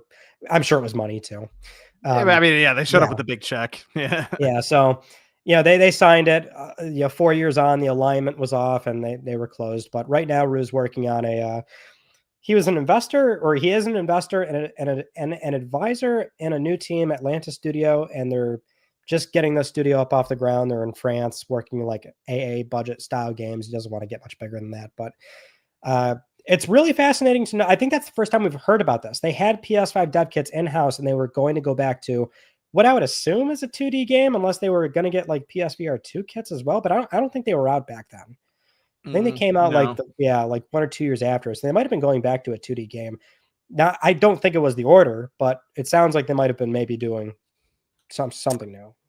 Man, I wonder what that alternate timeline would have looked like if Meta wasn't able to acquire them. I know. Like they turned them down. Yeah. I don't know if Sony ever would have come back again and been like, yo, let's do the order. Let's follow that thing up. But you feel like they would have, I feel like they still would be around right now. Like they would have figured out a way to navigate that at least a little bit. Whereas Meta obviously had no ties necessarily to them where we're like, we got to keep Ready at Dawn open. Nope. Shut them down. That's it. Well, they're burning money on VR is the problem, Yeah, it is. That's the problem. That's the real problem is Ready at Dawn basically signed themselves away to VR and it all relied on that. And as you've said, with PSVR 2, even it has a VR problem. It's like VR and gaming just has not moved the needle. I think how all these companies are thinking, and they've shifted now to AI and workplace, I guess, for VR. I don't hear VR talked about much at all, even with that stuff. it's all just AI now. What's Meta doing with AI? What's Microsoft doing with AI? You know, what's Amazon? Like all these companies. That's all. Whereas before, a few years ago, it was like VR, VR, VR. You know, Mark Zuckerberg out there showing off the Quest 3, why it's better than the Apple Vision. It's like, when was the last time you heard anyone say Apple Vision? That's the thing. Like what now all these companies are in an AI arms race, as you were alluding to. I think it is enterprise though, like maybe more very niche cases for like enterprise with VR. You know, like simulators for like highly specific jobs or something. You know what I mean? I can see like architects where they're like, hey, put your VR headset on. I'm going to show you this 3D representation on the table in front of you of this building that I'm making, or, you know, something like that. I get that. But going home and being like, I'm going to watch this movie on this VR headset, not on the 65-inch TV in front of me. It's like, are you? Because that VR headset has like an hour and a half battery life. This is a 2-hour 15 movie. Okay, what are we doing here? Yeah. It's insane to think that there was a timeline out there where they came back home. That always did feel like one of the partners that got away. Yeah, that is a real shame. Although I say got away, like they pitched the Order sequel. They didn't want it. So, and Andrea Pacino was like very adamant about that. He's like, if we had gotten like in the 70s for Metacritic, he's like, I knew we would have got approved. They did pitch it. It's crazy that one website, this Metacritic website, was a make or break for many studios out there. It all came down to, is our number red, yellow, or green? Isn't that crazy? It's like, that's it. Hundreds of millions of dollars rely on that. That's, you know, that is the thing. Like, people don't get it. Like PlayStation, they deeply care about the quality of their games. They care about that stuff. Yeah, that was like the nail in the coffin. Yeah, it's insane. Next up, we have Sony investing in Bandai Namco. So this press release went out earlier today, and they've signed a new strategic partnership. Sony's going to be acquiring 16 million shares for 68 billion yen, which is going to be about a 2.5% stake in Bandai Namco. And through this alliance, they're going to focus on expanding the fan community of IP around anime and manga, and merging strengths to create new and emotionally moving experiences for fans, maximizing the value of IP. John, how do you feel about that? I mean, I think they talked a lot about anime and manga. They said it like 7 or 8 times in that press release. And as I went through it, I'm like, well, maybe this isn't something I'm going to notice that much then. But look, we see Sony going heavy into that and like that sector with Crunchyroll, and they're doing a lot of partnerships, a lot of deals. They must see a ton of growth right now in anime and I guess manga as well. But I mean, anime specifically, they also mentioned merchandising in there, which clearly would then tie to a lot of these series. And it really does come down to, if you hit that one, like that get just right, I mean, you make a ton of money. I know people will cite Dragon Ball. That's kind of like a once in a generation, once in a lifetime thing. But even when you see like Soul Leveling that came up, dude, that went great. They have like 27 episodes. That thing went insane online. Like people are super hyped about it coming back eventually. One Punch Man, another one. People are super hyped about that. And you start thinking dollar signs with the merchandise and all the spin-offs. And yeah, the video games kind of, but dude, most of the video games that come out attached to these things do kind of feel like they're the cash in, you know. It's very rare that I see one come out and I'm like, okay, they got it. So I look at this as them leaning into, let's see if we can continue building on this distribution for anime. I think that's one of the big I think they're trying to corner that distribution in like North America and stuff. Yeah, the read to me is like that. Like it's Bandai wants the distribution and publishing arms that Sony has in this space. And of course they're really heavy on anime now in this sector. So that's like, there's no mention of games anywhere in this, in this announcement. Like, they've got a well-documented relationship in games. That's not really the play here. I would also think after a year or two, they're going to increase that stake, which is not like uncommon. They've done that like a handful of times now with like FromSoft, you know, and Epic. So I imagine they might increase that stake if it does work out for them. Right, right. This one I threw in just for fun. PS5 Pro is getting an 8K 60 FPS game. Pure Pro Pool. Finally. Is going to be native 8K 60 FPS on PS5 Pro. Confirmed by developer Ripstone. That's pretty neat. Yeah, I mean, look, if you want to sell your game, like if you just want to market it well, do this. I mean, look, it's pool. They even said in the interview, they said it's very controlled environment. It's literally a pool table and pool balls. So we can push this. It is interesting though, that they're not able to get 8K out of the base PS5. Oh, you think it should? I mean, Sony did put the badge on it when it first came out.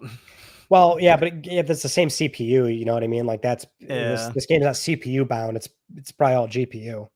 So. I just thought it was funny. It's like, oh yeah, I mean, it's 4K 120 on the base PS5 apparently, 8K 60 on the Pro.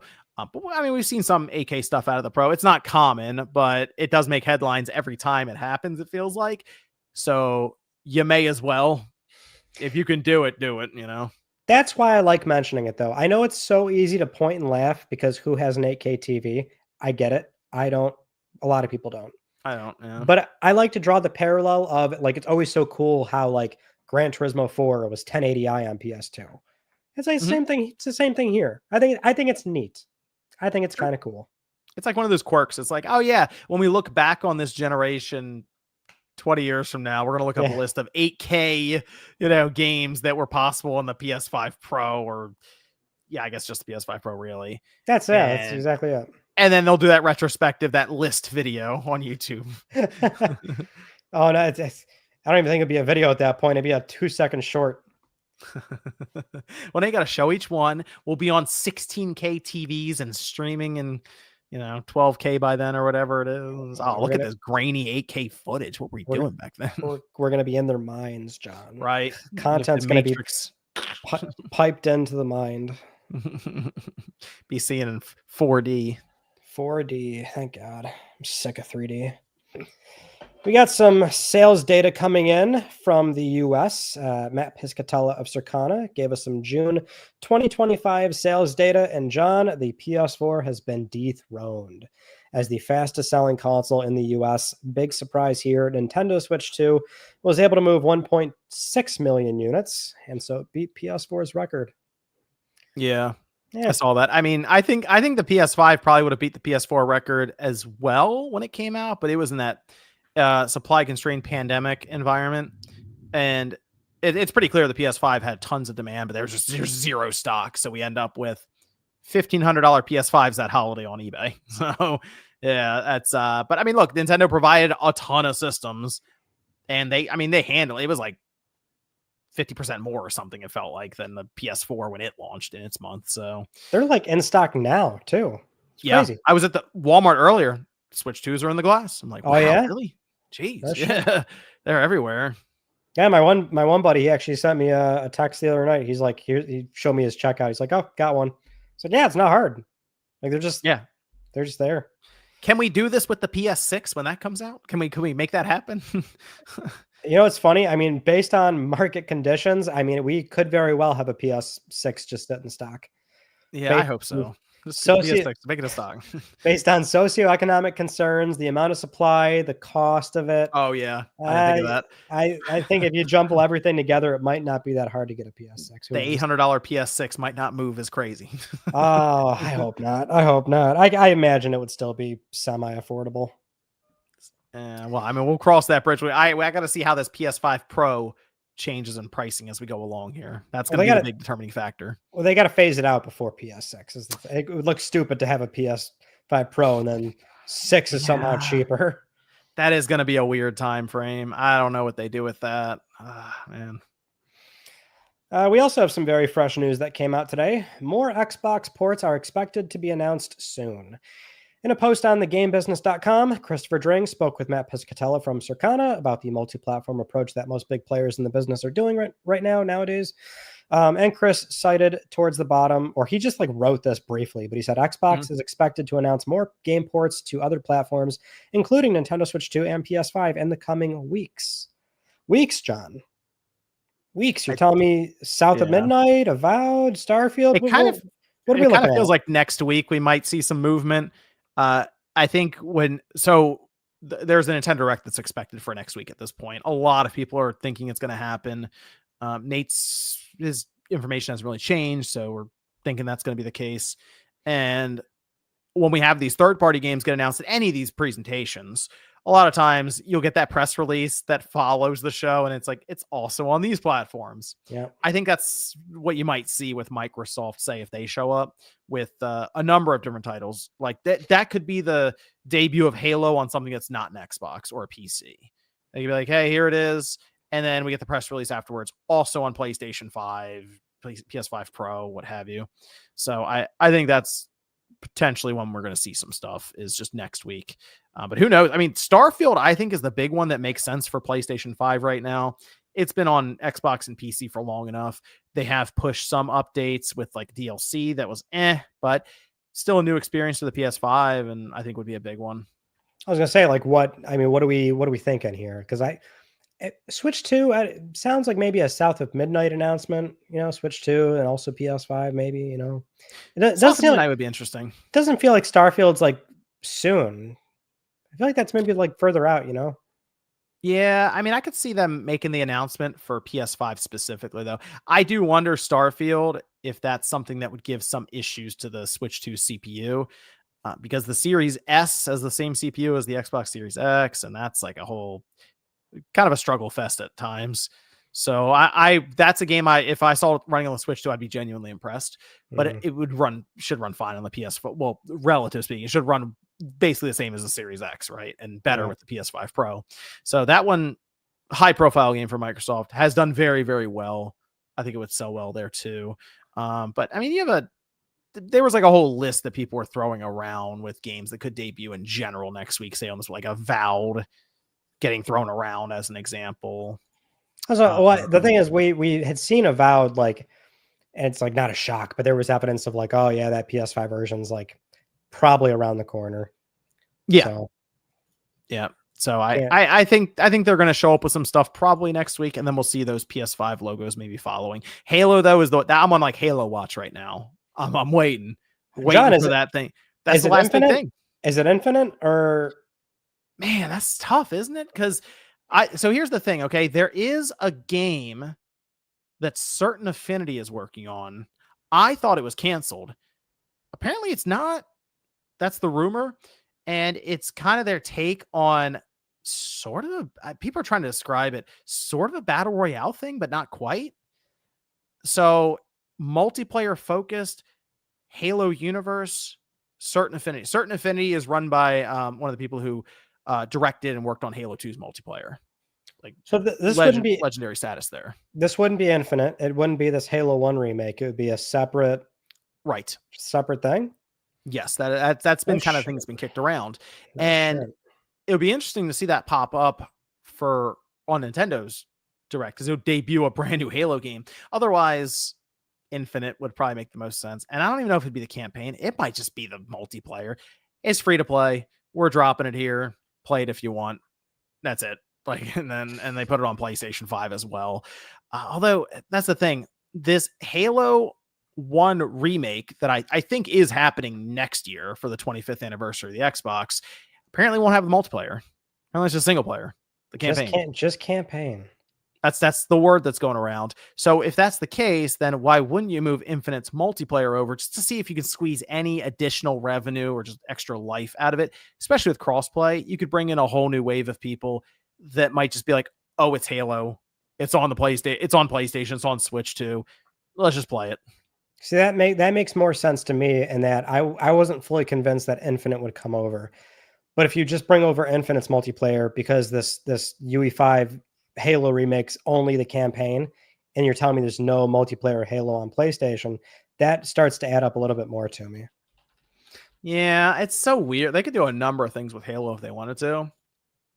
It's very weird because of what happened with Halo Studios, and they're working on all these projects, and it almost feels like they're resetting with the 25th anniversary for Microsoft next year. That might even lead into a new console generation. Yeah, being the big jumping off point there. So I don't know. I need to see what they do with Halo. Master Chief Collection just feels like too much of an undertaking of something that's just old at this point for them. And that's such a headache to deal with all of that, to make it all work on these platforms. Almost feel like they kind of want to start fresh, but it's going to be a while before a new multiplayer Halo shows up. So Infinite's free to play. easily accessible. You don't even need PlayStation Plus or a Nintendo Switch Online to play that multiplayer because it's free to play. Well, that would be so tragic, though, if they don't do like at least a sort of similar PC rollout for the Master Chief Collection. Like, that was the argument I made before. Like, I don't think you drop the whole thing in one go, but I think there's only one time where you can release Halo on PlayStation. I think the statement should be made of here's 1, here's 2, here's 3, and go in chronological order and let PlayStation fans be there as the franchise starts to build something with an audience that historically has no history with. Yeah, that's fair too. It's just, man, Halo, it took a while for Master Chief Collection to get done. Even when it came out, it was busted as anything. I remember I came home with it day one on the Xbox One. It did not work, and it took a while to get it working. But then moving to PC, it took a while. Like, we were waiting months at times between these releases for each part of the Master Chief Collection. It took a while, so I'm not sure how they're going to go about that. Well, it's only a matter of when. We'll see next week if they make the move. Otherwise, yeah, you're probably just going to get more announcements for PS5 stuff from Microsoft. So probably. And other Microsoft news, which is literally third-party news nowadays. Yeah. Xbox is walking back on the $80 price tag, not just on the Outer Worlds 2. So we did see this walk back. The Outer Worlds is reverting to $69.99 USD, but we also had Microsoft provide a statement to IGN saying that their full-priced holiday releases are going to be the same, and that includes Call of Duty. Call of Duty. Pretty big. Are you surprised by this, John? Well, I mean, I will say this. Now that they've made that, it's pretty clear that the pre-orders for Outer Worlds 2 is not good. I'll tell you what I'm surprised about. They picked the wrong game. Because I think they could have gotten away with the $80 price tag on Call of Duty. But why did they pick Outer Worlds 2? Who in the boardroom was like, dude, Outer Worlds 2, obviously. That's got to be 80. It's like, why? No one looked at that game when they were showing it, and they're like, this is it. This is their $80 game. No. It's so weird when Call of Duty was such a layup. People spend hundreds of dollars on that game throughout the year because they buy the battle passes and all this other stuff. They could have made it 80 and people would have been annoyed, but they'd have been like, I buy 2 games a year and that's one of them. Yeah. So, yeah. Whatever. Well, that's exactly it. I don't know. I always like to refrain from saying like, oh, the Outer Worlds 2 is not worth a certain price tag. I didn't play the game. How the hell do I know? But it's like, we all know like how that looks relative to everything else. You got to figure that not only are the pre-orders not good for the game, but there's got to be that pressure of like, well, gee whiz, I mean, everything else around us is 70. We can't really be the only publisher, I think, doing this. Like, Borderlands 4, they've committed to 70. Yote just got confirmed at 70. Like, no other like big player right now in the space is willing to take that leap of faith like a Nintendo did in what was kind of to be honest, a very particular circumstance of a new platform launch. Yes. Only one company has Mario Kart. Let's just be real. That's just, you got to pick and choose. And Nintendo basically went, Mario Kart's a strong IP or strong franchise, whatever. We're going to make the move with it. But they didn't do it with Donkey Kong. That's 70. And we haven't seen another $80 game outright brand new without some kind of DLC or upgrade path or something tacked onto it. We're still waiting for even Nintendo to do that, which maybe a 3D Zelda or something will be the next thing up. But Microsoft, they took a shot. They missed. They should have taken a shot with Call of Duty. That probably would have held up, I think. Well, that's the thing. Like, I hate to say like, oh, they could have done that, but they could have done that. That is like the one game that just moves millions. There's not many. You got maybe God of War probably would be able to get away with it at this point. If Sony wanted to do it. I'm just trying to think of games that Sony has that they'd be able to get away with. God of War, Gran Turismo. People in that space spend a ton of money on that thing. No, I would think most of them like marquee PlayStation Studio titles. And I don't want to advocate for it, but I think if they start doing it, like they probably could do it, Right. I mean, the other missing context here is like the average selling price for games is above 70 because it's not just a $70 base game. Every big title that comes out has a deluxe edition. It has a big box collector's edition. So no matter what, the average selling price actually is above 70. People don't like to admit it, but like there are most cases where like the $80 version of a game like is selling better on the PlayStation Store. It happens. I mean, Spider-Man 3, that probably could get away with it. I'm trying to think of the things. We basically come down to what series is strong enough to withstand that price increase to the general audience, not necessarily the people plugged in online who will make our voices heard and stuff on social media, for example. But if the general audience person walks into a store without much research, but they recognize the game and the character or whatever on the front, and in their mind, $80 lines up, probably something like Spider-Man, a Call of Duty. To be honest, probably Madden. Like, this just, I'm thinking of games where they go, I buy 2 games a year, and it's Madden or Call of Duty. Or that's the thing. These are also franchises that have some sort of monopoly on the market. Football being one, basketball being the other. Like, you got NBA 2K, you got Madden.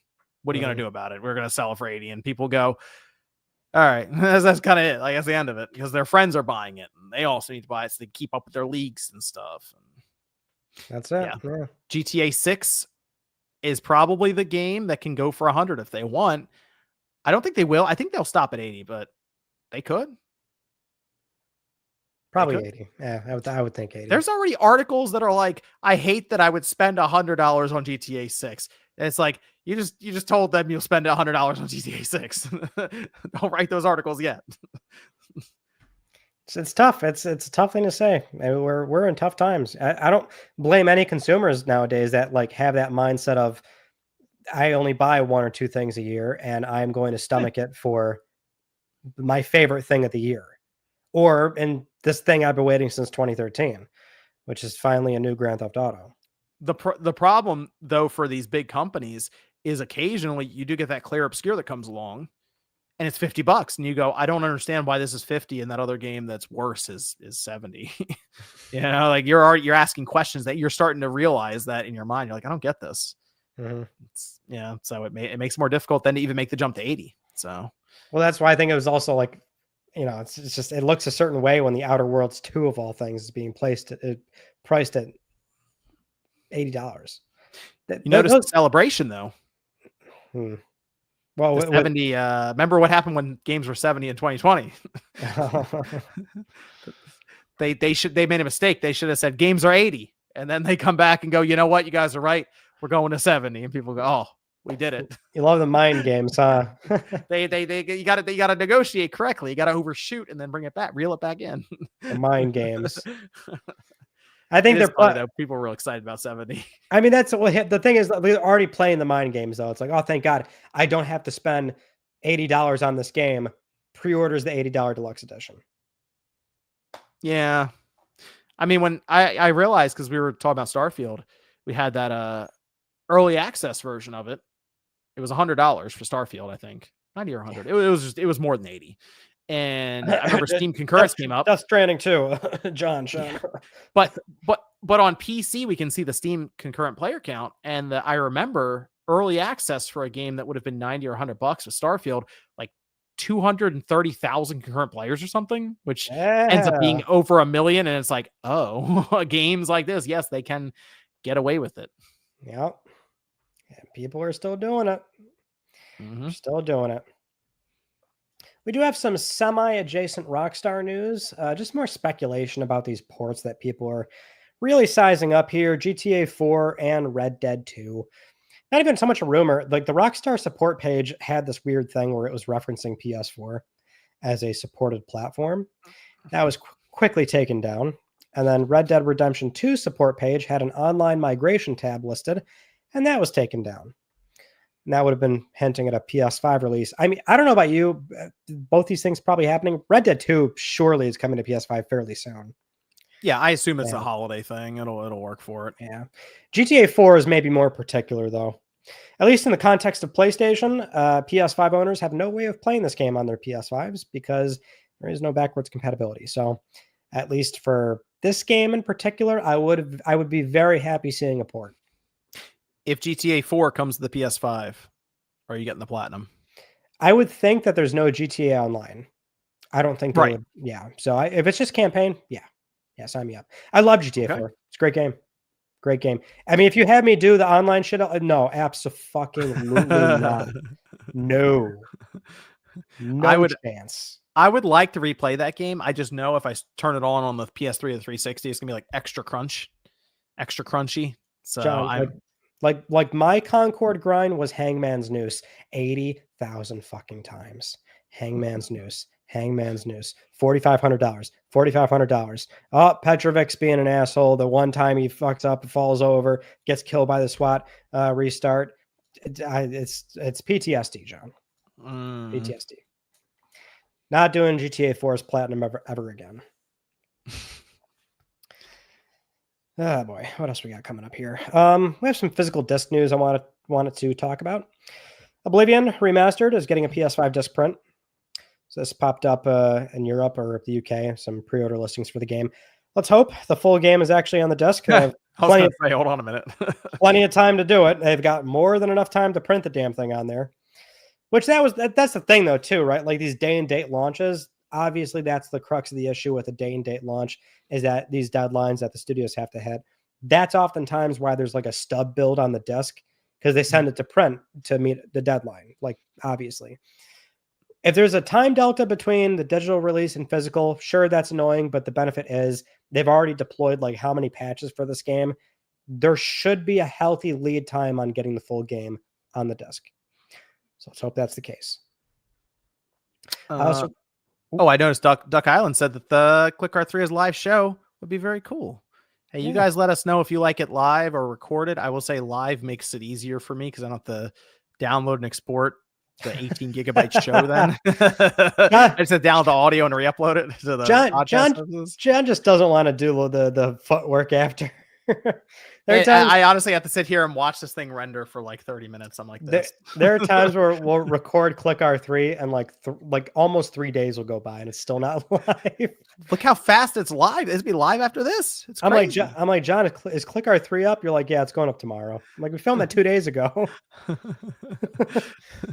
They say, okay, people still like it live. Okay. It is live, DC Fat Cat. We see you. We appreciate you being here. We appreciate you being here. Yeah, see, like Real Radic said, live as fire. He wouldn't steer me wrong. I know they have Destruction All Stars Platinum. I know he wouldn't steer me wrong. Yeah. See, I take people that are willing to go for platinums like that. I know they're a real OG. Hey, there it is. I know they wouldn't steer me wrong. Got some other physical game news here. Square announces Life is Strange collection on PS5. This retails for $60. Launching October 2nd, and pre-orders are live right now on Square's site. This comes with Life is Strange Remastered, Before the Storm Remastered, Life is Strange 2, True Colors, and Double Exposure. True Colors, I'm tripping all over my words here. True Colors and Double Exposure are the only ones on the disc. Everything is a code. Now here's the thing, John. You think I'm going to rant right now. I'm not. You want to know why? This is a Sony problem because the previous Life is Strange games are only PS4 titles. You are not allowed to print a PS4 executable next to a PS5 one. You cannot do that.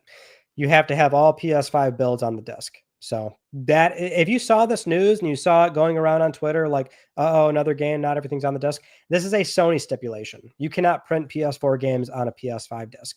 You also, and I'm fairly certain, you cannot print PS4 and 5 discs and package them together in a single game case.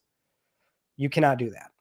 So the only native PS5 games in here are True Colors and Double Exposure. Are you picking these up? No, because I have both of these games. Oh, okay. So, but I think it's just always good to drop some knowledge for the folks out there. When you see this physical disc news, I want to make sure we clear some misinformation and make sure that we're raging in the right circumstances. Okay. Which I guess you could rage here, but you can actually rage at Sony this time, not Square, because it's their stipulation. Another very weird stipulation is that you can't have multiple platinums on a single game disc. You have to have different executables. That's why the MGS collection is like that. So it's a weird quirk on Sony's end. I don't know why they do that. Next up, Sony is going to be presenting at ChinaJoy 2025. This is going to come up very soon, August 1st to the 4th. And ChinaJoy, very big event in China. We do have the full lineup that PlayStation is going to be bringing. That is Black Myth Wukong, Exilage, Lost Soul Aside, Phantom Blade Zero, Retrace the Light, Tang Legends, Silent Strings, Unending Dawn, Vanishing Starlight, and Wu Chang Fallen Feathers. So that's all gonna be playable on the show floor. Well, Lost Soul aside that's the closest one right now outside of Wu Chang Fallen Feathers, which I have played an hour of so far. That's probably the one I'm most interested in, Lost Soul aside. Just see how that's good, because they had to delay it. I'm just curious how it's looking right now. Yeah, I would assume it's in pretty decent shape. That and Phantom Blade. How's Wu Chang? I played it, like I said, I played it for an hour, and it doesn't seem to be a good mode for it right now. I'm playing on I have it because it came out on Game Pass as well, and I'm like, let me download it and see how it is before maybe I commit to buying a physical version of or whatever. And there's no good graphics mode. Like, they have the prioritize frame rate, balance, prioritize graphics. There's something wrong with every mode so far. Oh, so really? Yeah, it's unfortunate. Like, prioritize graphics. Now it's like a 30 FPS game, and it's a Souls game. And I'm like, okay. Balanced has like screen tearing issues unless you set it just right. And then the graphics mode, it doesn't look great. It looks kind of grainy a little bit. It's I think that's what I'm gonna go with, is the frame rate one. But so far, it's early on, and there's so many people to talk to. Like, it's just been a lot of talking, which is interesting. Yeah, not much of a talker, it's still typical right bumper R1 is swing. You have a block with the axe, but not the sword. You have it looks like I'm mostly gonna be dodging, so I'm getting some vibes of like Black Myth Wukong, where it's still a lot of dodging. So I haven't gotten to the point where I feel like I've built out my character enough to really have an opinion too much outside of that. All right. I'll bring it up again in 2 weeks. See how there you go. Yeah. I will play some more of it, just see where we are. Very good. Next up, we have just some stuff from The Last of Us HBO. We saw season 2 was nominated for 16 different Emmys. So it's pretty good. Not gonna name them all, but it's like outstanding casting, outstanding contemporary makeup, best actor in a drama series. So yeah, it definitely picked up a decent amount there. Oh, it got up for makeup and effects and stuff. Oh yeah. Prosthetics, music supervision, sound editing for a comedy or drama, a lot of stuff. Oh, it all makes sense. All the supporting stuff. Yeah, absolutely. Yeah, everything in the show I think looked very good in terms of like the look and design. The only weird thing is that they've got best actress in a drama series, best guest actress, which would be Caitlin Dever and Catherine O'Hara, but Isabella Merced didn't get anything in here. And she played, I thought she did Dina fantastic. Not interesting. Yeah, crazy. We also have news that HBO is unsure of a third season for The Last of Us, or fourth season, I should say. Speaking with Variety, HBO's content chairman and CEO Casey Bloys talked about how season 3 is definitely planned for 2027. So we'll be waiting a long time for that. But Craig is still working out whether he wants to do 2 more seasons or 1 long season, which, John, we just had a story 2 episodes ago about how they were like, oh, season 4 is likely. Now we're already reconsidering that. I don't know what the hell these people are doing over there. You know what? So The Last of Us HBO, right? When did the first season debut? That would have been 2 years ago, right? 2023. Yeah, I guess it would have been that. So 2027, 4 years. And then let's say there's a season 4. You think it'd be 2 more years after that? Yeah. 2029 when you finish the show, which is like ridiculous. I don't want to wait that long. That's not just me, right? So people brought this up for Stranger Things, and I thought about it, and I said, man, it's like a decade for 30 episodes or something. Yes. Like the kids, they were kids and now they're adults. Like now it's like, man, I mean, they don't have necessarily that issue with Last of Us. But it's like, man, I just feel like it takes forever for TV shows to conclude nowadays, even if you just do 4 seasons. Yeah, it doesn't seem a good part of a decade. It doesn't seem isolated to this show. I keep hearing that's like the problem with everything. And you only get like a handful of episodes when they finally come back too. Right. I just feel like back in the day, we would get like a full like 20 episode seasons or something, and we would get hundreds of episodes before the thing was done in the same amount of time frame. What happened to TV, John? I don't know. What happened?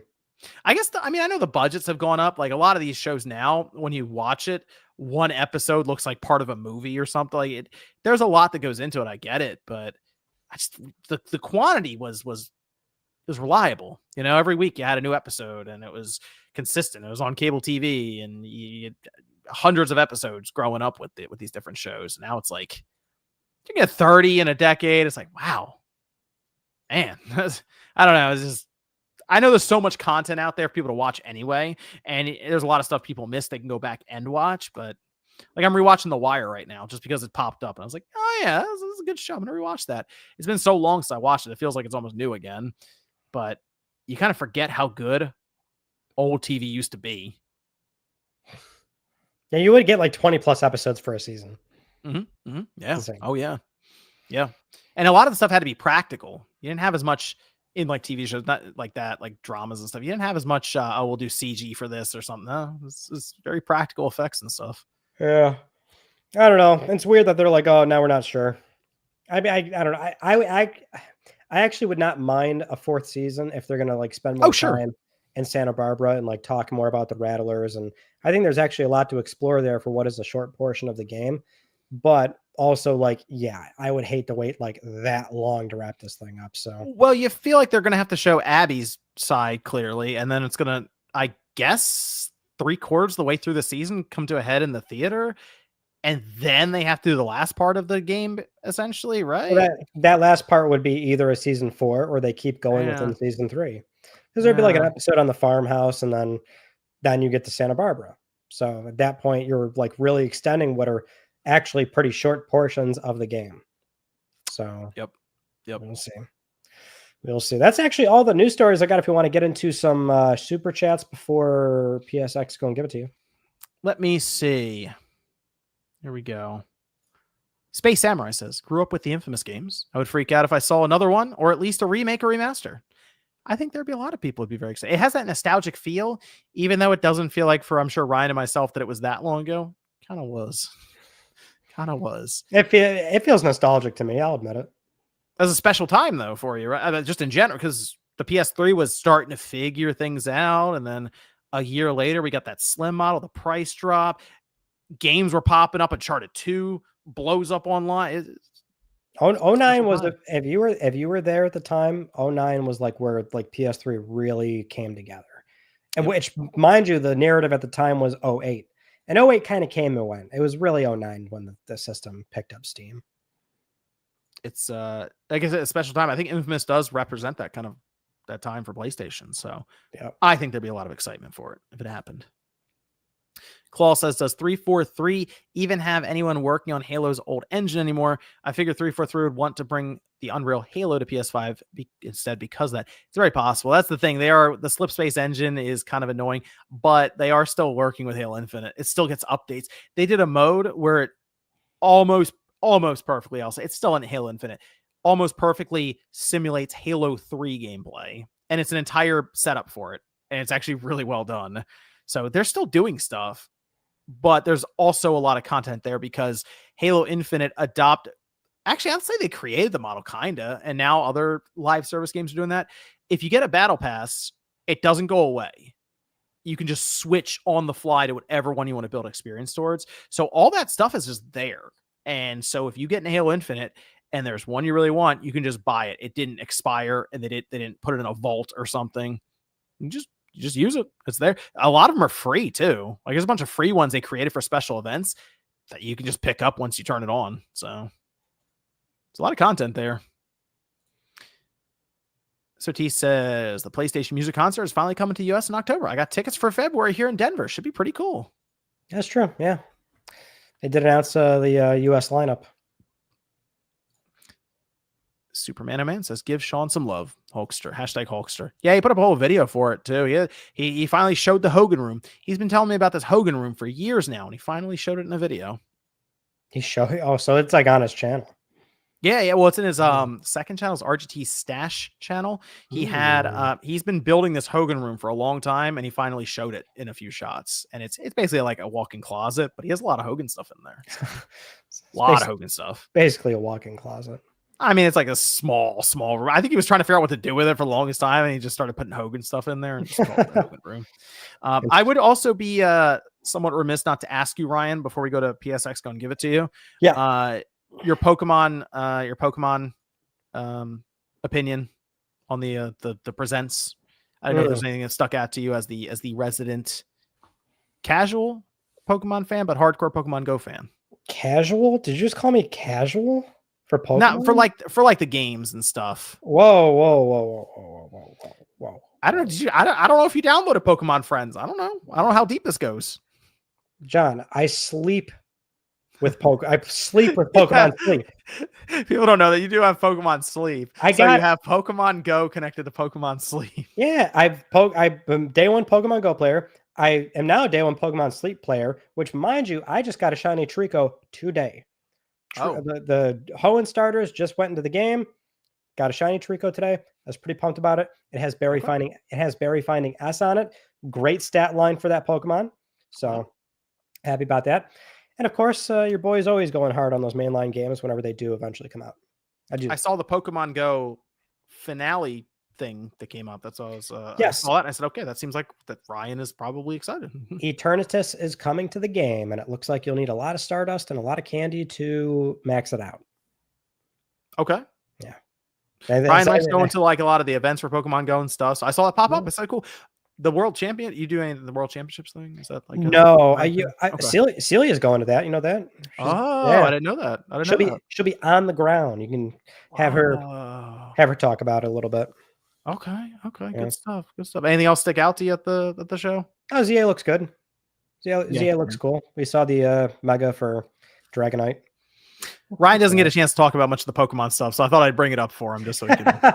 Well, normally I like showing up to Spawncast to finally like talk about that stuff, but now I'm never on the Spawncast. So yeah, I thought I would. I thought I'd bring it up for Ryan here at the end since he finished all the news stuff. Right, bring it into the PlayStation podcast. I'm sure people are pumped to hear me talk about Pokemon. You want me to talk about Yu-Gi-Oh next too?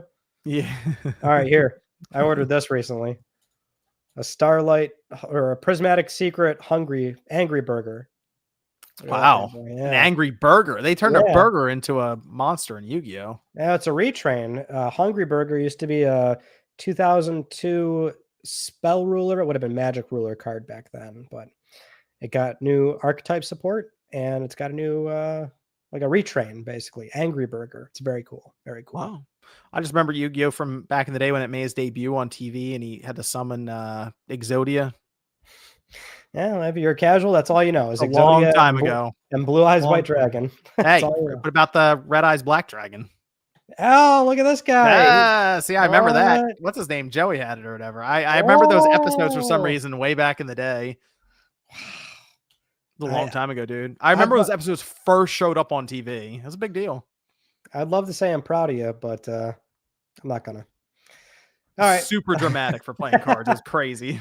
It is still dramatic. It's not fun if you don't. Dramatic. It's not fun if you don't play like an anime character. I saw a meme the other day where it was like no, like, oh, we had to beat this guy in a duel, and like the bottom panel's like, no, Yugi, we need a gun. We need a gun for this. we can just kill him. He's right there. Yeah, like the top panel's like, oh, I got to beat him in a duel. The bottom one's like, no, Yugi, we need a gun. Have you ever seen they have the trench coats? Have you ever seen a trench coat like that in real life though? The ones that flare out and like they never seem to move when it's windy. Like dude, it's crazy. No, I haven't. I should get one though. I've got the Kaiba briefcase. That was cold. Yeah.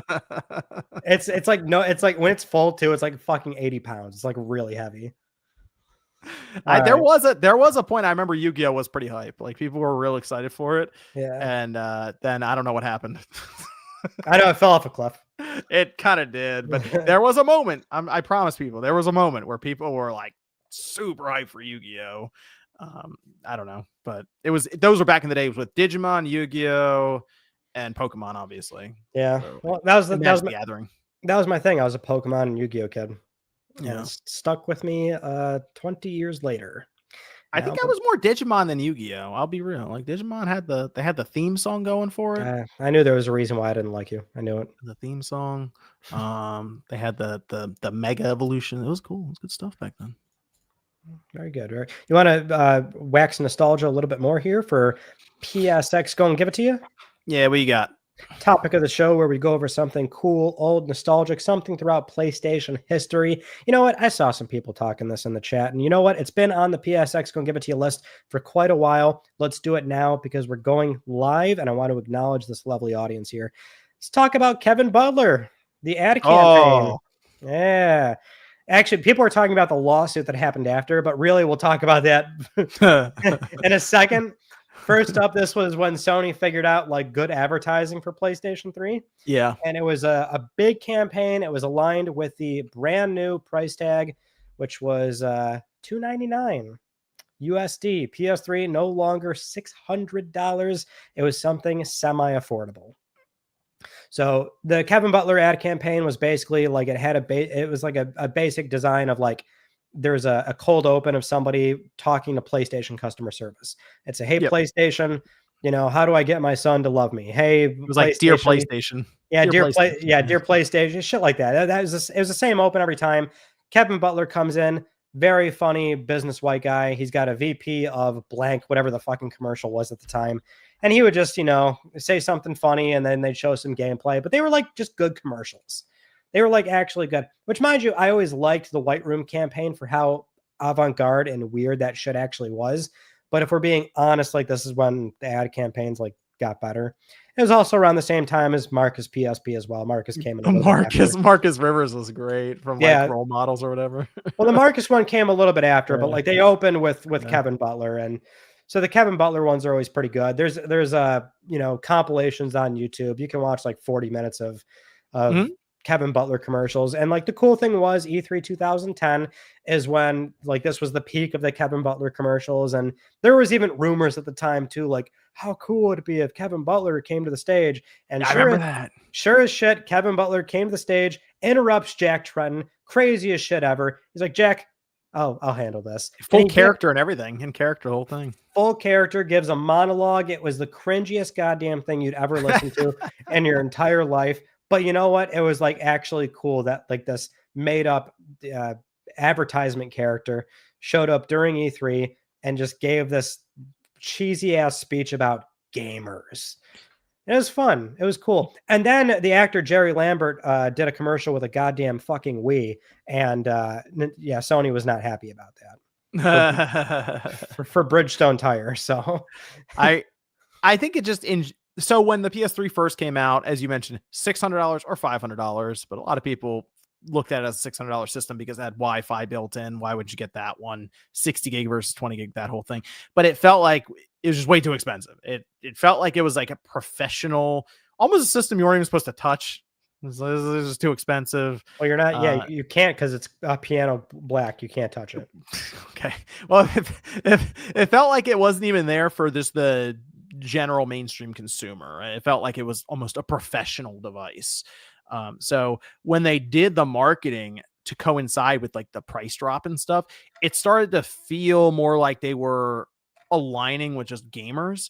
And a lot of it had to do with them doing the marketing as from the gamer perspective, because like the commercial they did where the guy writes in is like, dear PlayStation, I've been playing Uncharted 2 for the last week. And my girlfriend is convinced that it's a movie and I'm not sure what to do. And he's like, I don't see the problem here. What's wrong? And she's like, got the popcorn. Are we watching it? Yeah. I like that one. Yeah. But that's the idea. It's showing you from these situations that they're hyping it up as the visuals.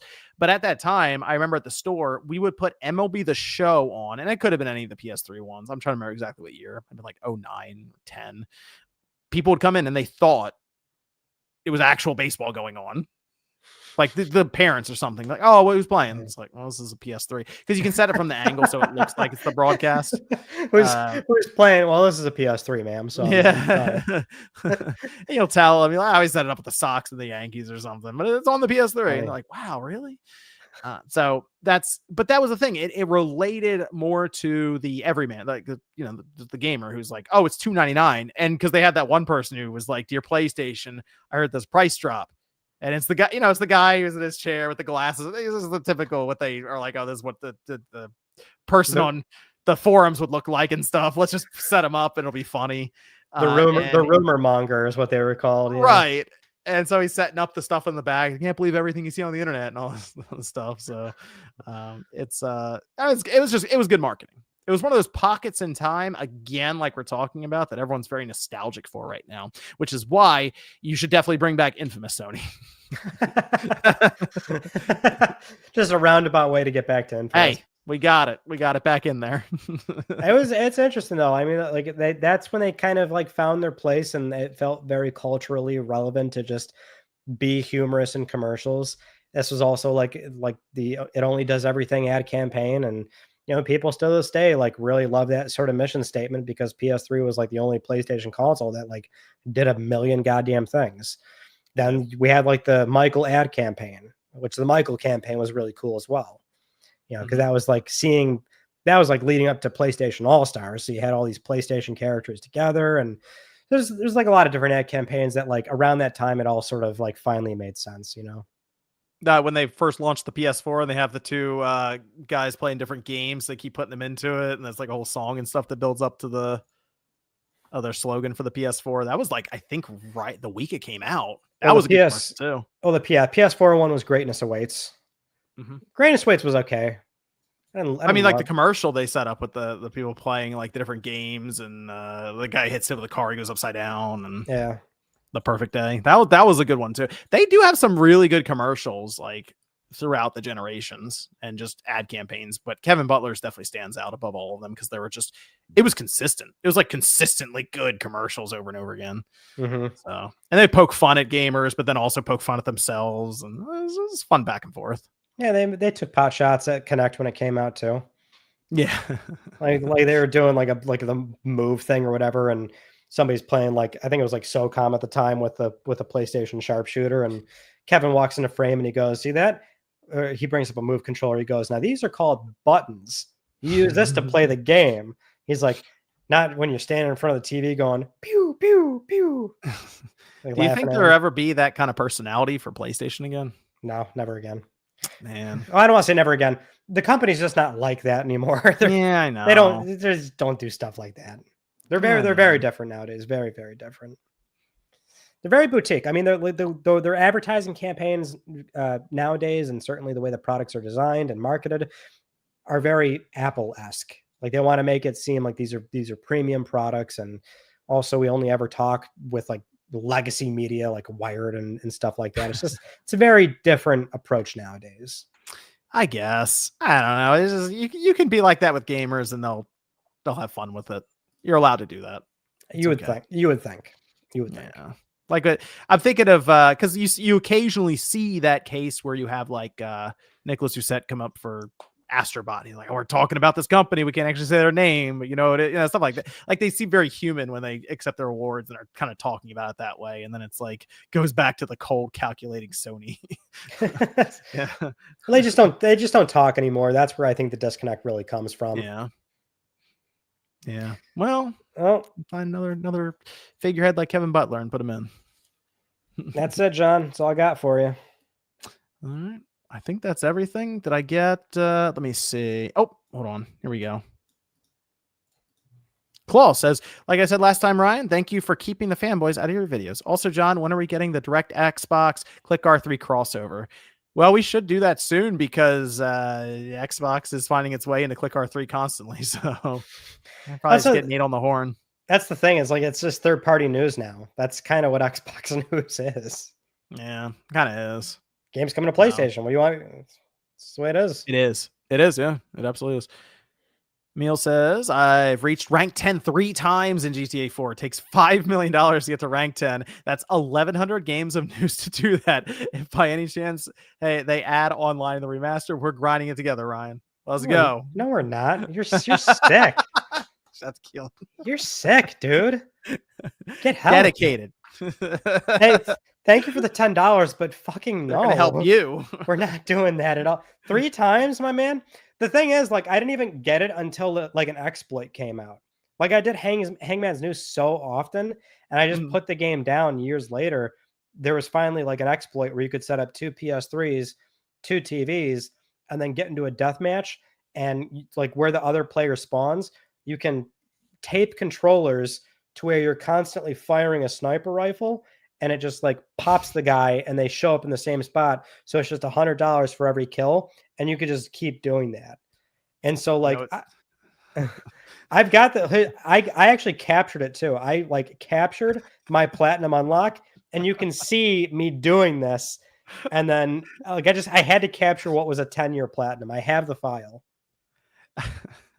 I like when the rubber band and the tape comes into play for these different games. You know, you got to rubber band the joystick to one side so your character just walks all night and you get some kind of achievement. Or dude, there's no better feeling than reading a trophy guide and knowing that there's something you can do like that.